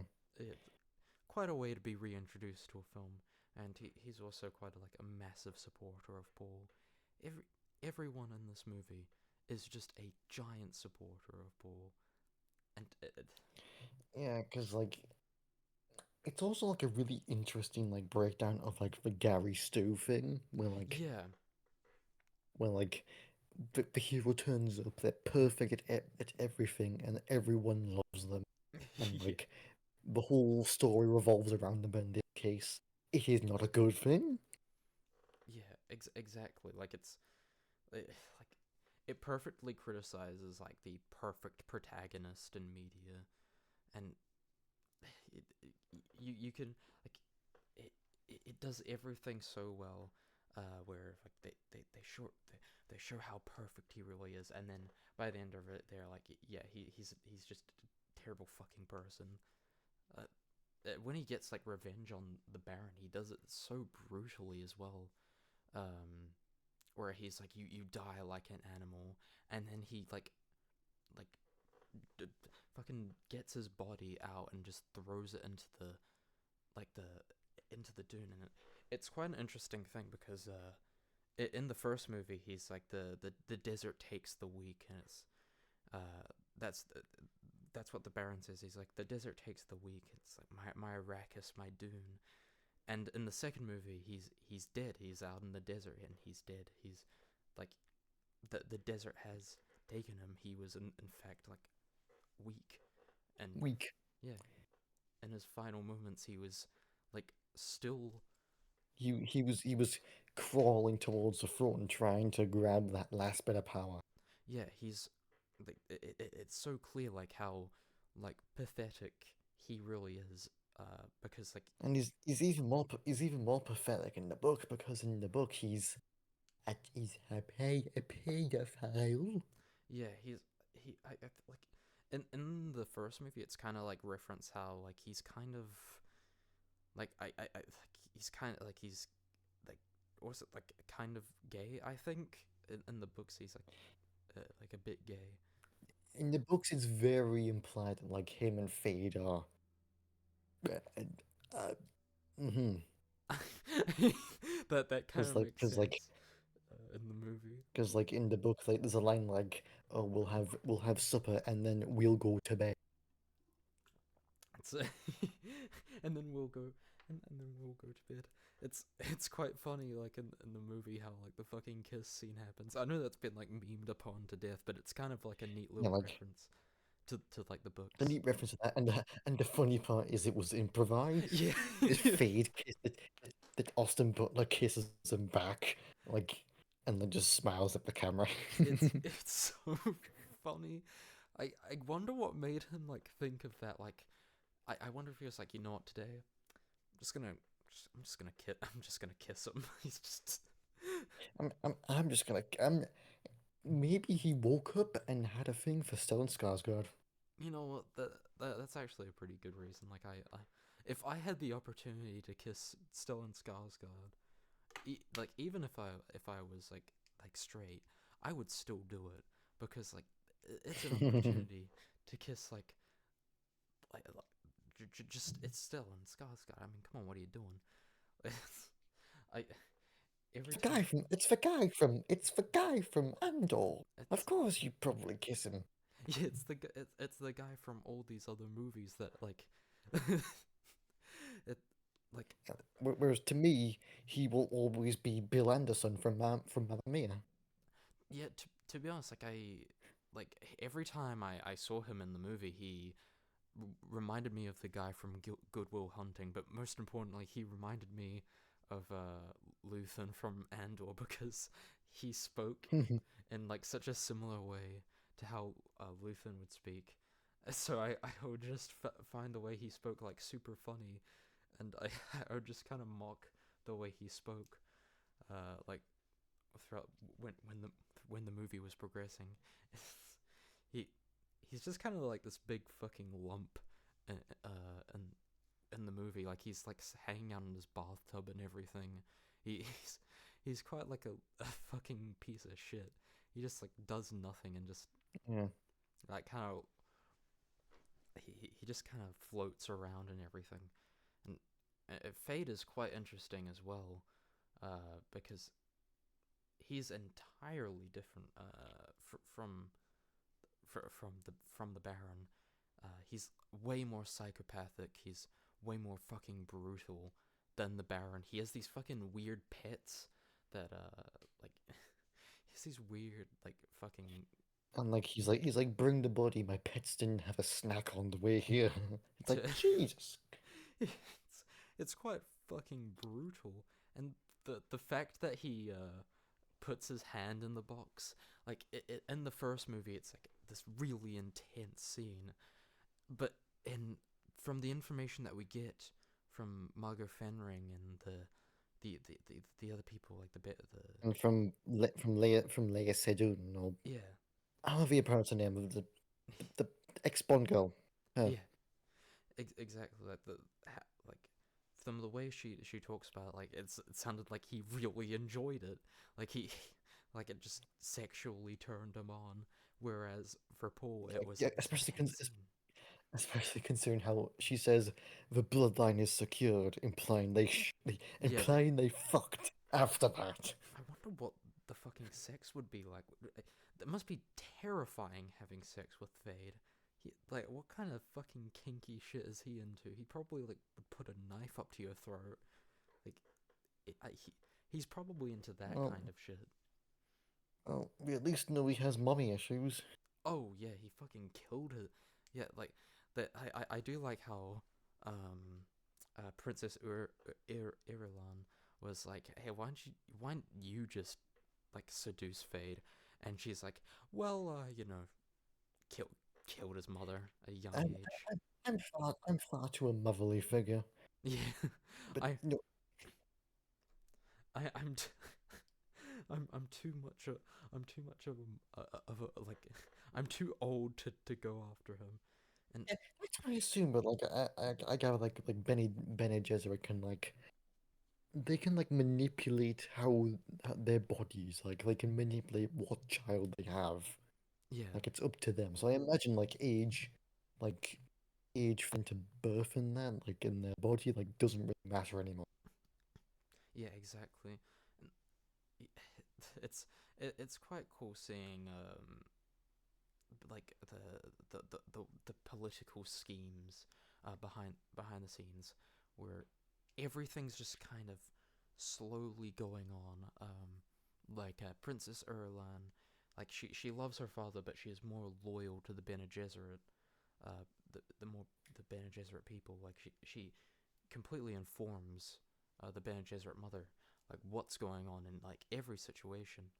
Um, which is like why she like kind of seems concerned when in the opening scene of the movie when she's like, and the emperor said nothing. Like she seems like disappointed because she usually likes to relay information said by the emperor over to the Bene Gesserit mother, but since the emperor did not tell her about what was going on regarding what was happening on Arrakis, she didn't get to like uh, relay any of the information or what he thought or anything, um, which Yeah. I found pretty cool, since it's so cool the just all the little tiny cogs uh, going on like working behind the scenes. It's Yeah. it, Plans within plans. exactly it's so it's so weirdly uh, like intriguing. Like you usually like politics like they tried doing it in the prequels where like the political going ons behind the scenes like it's they tried doing that in the prequels and like it's well regarded by most people as like some of the most boring stuff in the prequels. Mm. um but here they make it really interesting because it's so intertwined with one another. Like the Bene Gesserit mother in the first movie is going over to the Baron and instructing him, and while the Emperor knew what was going on, Princess Erlan didn't, and Princess Erlan, I'm not like she's just caught up in the middle of this, and she only like found out that the Bene Gesserit mother was like a part of this as well. It's also intertwined where everyone is.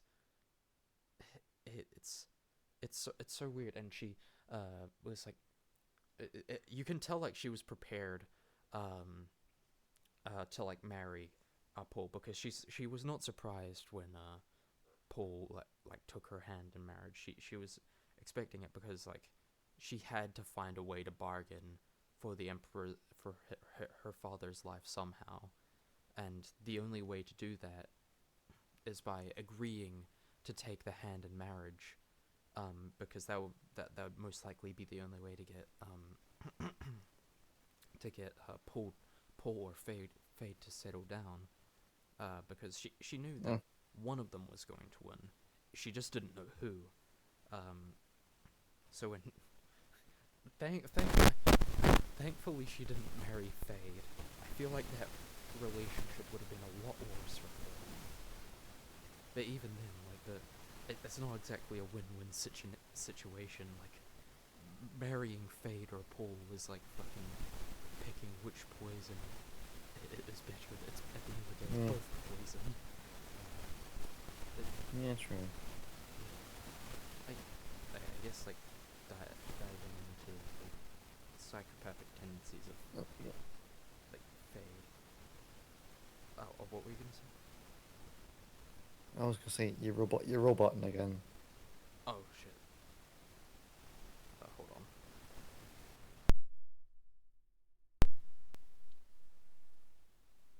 Is that better? That's fair. Yeah. Okay. Okay. I'm Yeah.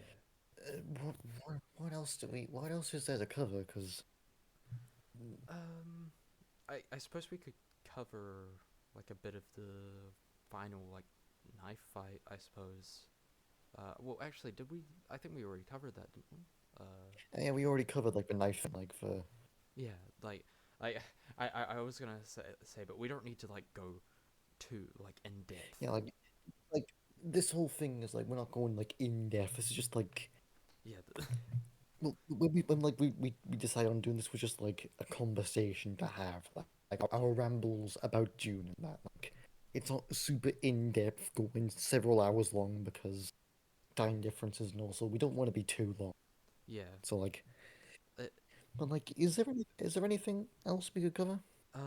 oh, the arena's fight scene with Fade is the only one Yeah, left we behind. haven't mentioned the awesome Getty Prime stuff done in part two, where like it's done like on under the black sun, where like everything's in black and white, and like, ooh, that's good.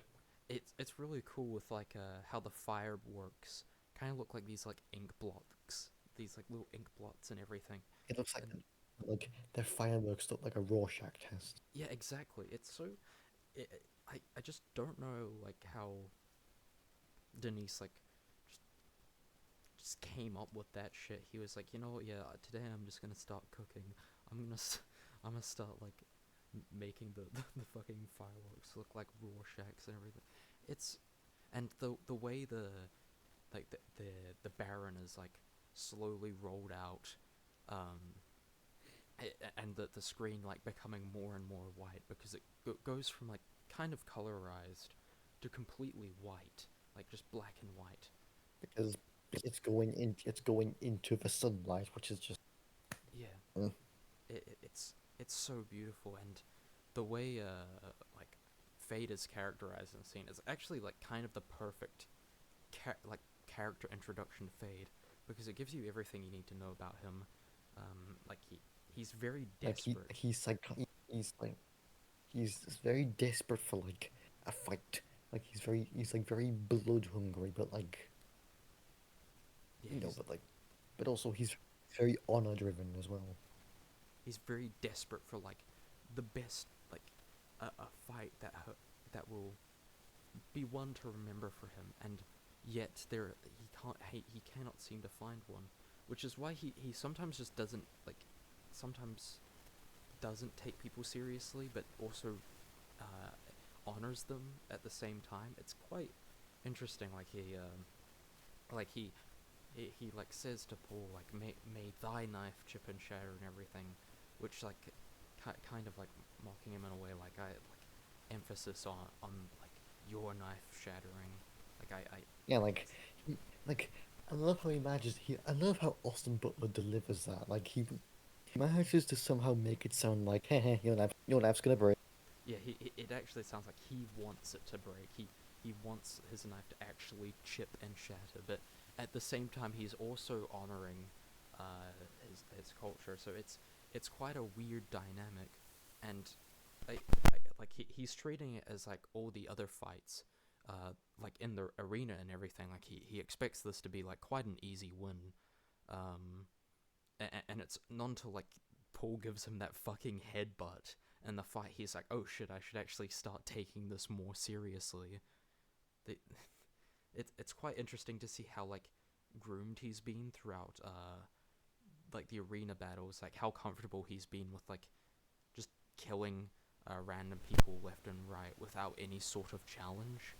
And then when he actually comes across a challenge, he's like, "Oh shit, this is like where I actually have to take this seriously." Because before he kind of like played with his food and everything, like the one Atreides who wasn't like drugged, he kind of liked to play with him a little bit, like before ultimately killing him. Um, and you could tell like he was really pissed off when someone would interrupt that uh, the process of like him like playing with his food and like fighting the soldiers, because at the end of the day, that like this is what he gets off on. This is like his sort of fun, and it's like seeing someone like when he when the when that weird like origami looking motherfucker like helps fade out in the arena. Like when he screamed, I was like, holy shit! It, it was quite a it, it it's quite interesting to just Fade as a character, uh, seeing him get explored throughout the movie. Like he's barely in the movie, not like in retrospect, but the film does such a good job at exploring his entire character, at making him quite an intimidating presence. That when like Paul goes up against him, you're kind of like, oh shit, he's actually Paul might actually die in this scene. There's a chance. It's unlikely, but there's a chance that like Fade might win, and the story like could still continue on, because at the end of the day, this is like a very political, like it's very much like a Game of Thrones situation where like anyone could just die and it would just continue, uh, just covering like the other houses and everything. So it's quite interesting, uh, seeing him get characterized and everything. Oh, oh. You might cut out, but yeah, I was agreeing with all that. I, I, I was about to like, I was like, what? Yeah, Wow, yeah. Johanna's talkative. Me mic, yeah, me mic does this thing where like I have to leave a call for like a sec because like it suddenly stops working. But like I was just basically letting you talk for a bit because I've been leading this the whole time. Oh no, that's all good. Like, is there anything else you want to mention about Faith's Yeah, character? um, I don't know. I think we've covered like most of it. Like his Yeah, sort of general characterization that Austin Butler is awesome as him, and like yeah, and that would definitely there's- kiss Stellan Skarsgård. yeah, Yeah, like I think that might be everything to do with Fade. Like, I I mean, like, unless you want to go, I mean, like, I think we've covered plenty. yeah, I'd say we've been going for like 2-ish hours. Like, yeah. I'd say so that, yeah. like, We've gone for like a tiny bit over 2 hours. Like not too much, but like we've hit the 2 hour mark. The 2 hour mark is basically the 10-minute mark for YouTube videos. It's except instead of just getting ads from it, it's just it's just like a comfortable time, to just, yeah, yeah, to be going for. but but uh, well, not to say this is the only time we can talk about Dune or anything. But like, is there anything else you want to cover like at this moment or anything? Um. Um. I guess if I were to like quickly mention like I kind of like the presence of the sandworm in the first movie, and like how it's quite an intimidating presence uh, in the first movie, especially with that scene where they're like running away from the sandworm, and then in the second movie, like it's no longer like a threat or anything. Like once Paul starts riding it, it's like it's kind of like It's an it's, him. it's an ally. Yeah, it is. It's just kind of like, yeah, you're my bitch now. Yeah. Um. Yeah. There's also we haven't mentioned Greg Fraser's cinematography. Oh yeah, that yeah. We've mentioned the music and everything, but we haven't mentioned the cinematography. I really like how both films, but especially the second film, feels a lot more grand in scale. Like it feels like it feels like you're actually there for the event. Like this is like a some the cinematography treats it as something that is super important. The first movie is like it definitely has that grand scale of cinematography and everything, but the second movie like dials it up by 11, and like makes everything feel so spectacular. I suppose is the word for it. Um, and Greg Fraser's unironically becoming like Jeremy Johns put it perfectly. Like if you put his name on a poster, like put Greg Fraser as cinematographer, like that'll get butts in seats. Oh Like yeah, he is like he's making a name as as like always a great part of any film he's part of. yeah, exactly. Like I also really like how the cinematography is done in in the second movie, because the wide shots are supposed to be like a lot more like grand in scale. Like you're supposed to like not only like the character is not the focus, like when it's a lot more like wide. It's like a like when it's focusing on the desert and everything. Like the desert is more of the character when it's going into a more wider sense. And when it's like a lot more up close to the characters, it's a lot more intimate and everything. Like during the sandworm ride, Paul, like it's a lot more like close up to Paul, because it wants you to get that intimate feeling that you're actually there with Paul. Uh, but once he's like finally finished like riding the sandworm and everything, it goes back to like a wide shot, like seeing like once the Fremen like are celebrating, it shows him like riding it in a wide shot. Um, like it's like the intimate part is finally over, and we see him, and we can now like you get the point. I was Yeah. like like the his cinematography is just so unbelievably good. Uh, the like the knife fight scene, for example. Like I keep on calling back to it, but it it's like it's one of my favorite scenes in the movie where like that shot where Paul is like readying his knife to fight Faye. That shot is like one of the best shots in the movie. It's just so simplistic, but it tells you so much about both of the characters, like how they're both how they're both positioned. Like Paul has this very defensive stance where Fade has like a Yeah. he's kind of not taking it seriously, but he's like he's also like positioned in a way that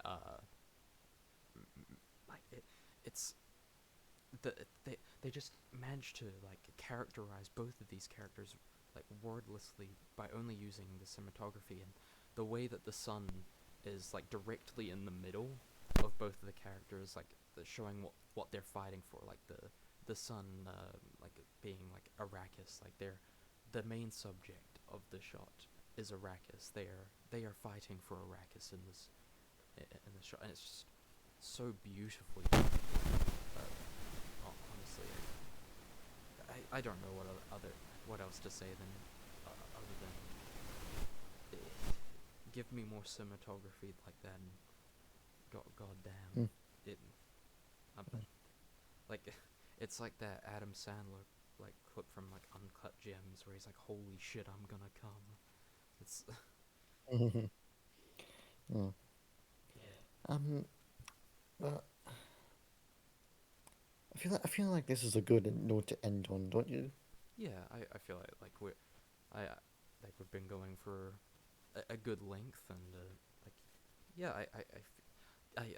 I feel like we've made like a really good. I feel like this has been pretty good.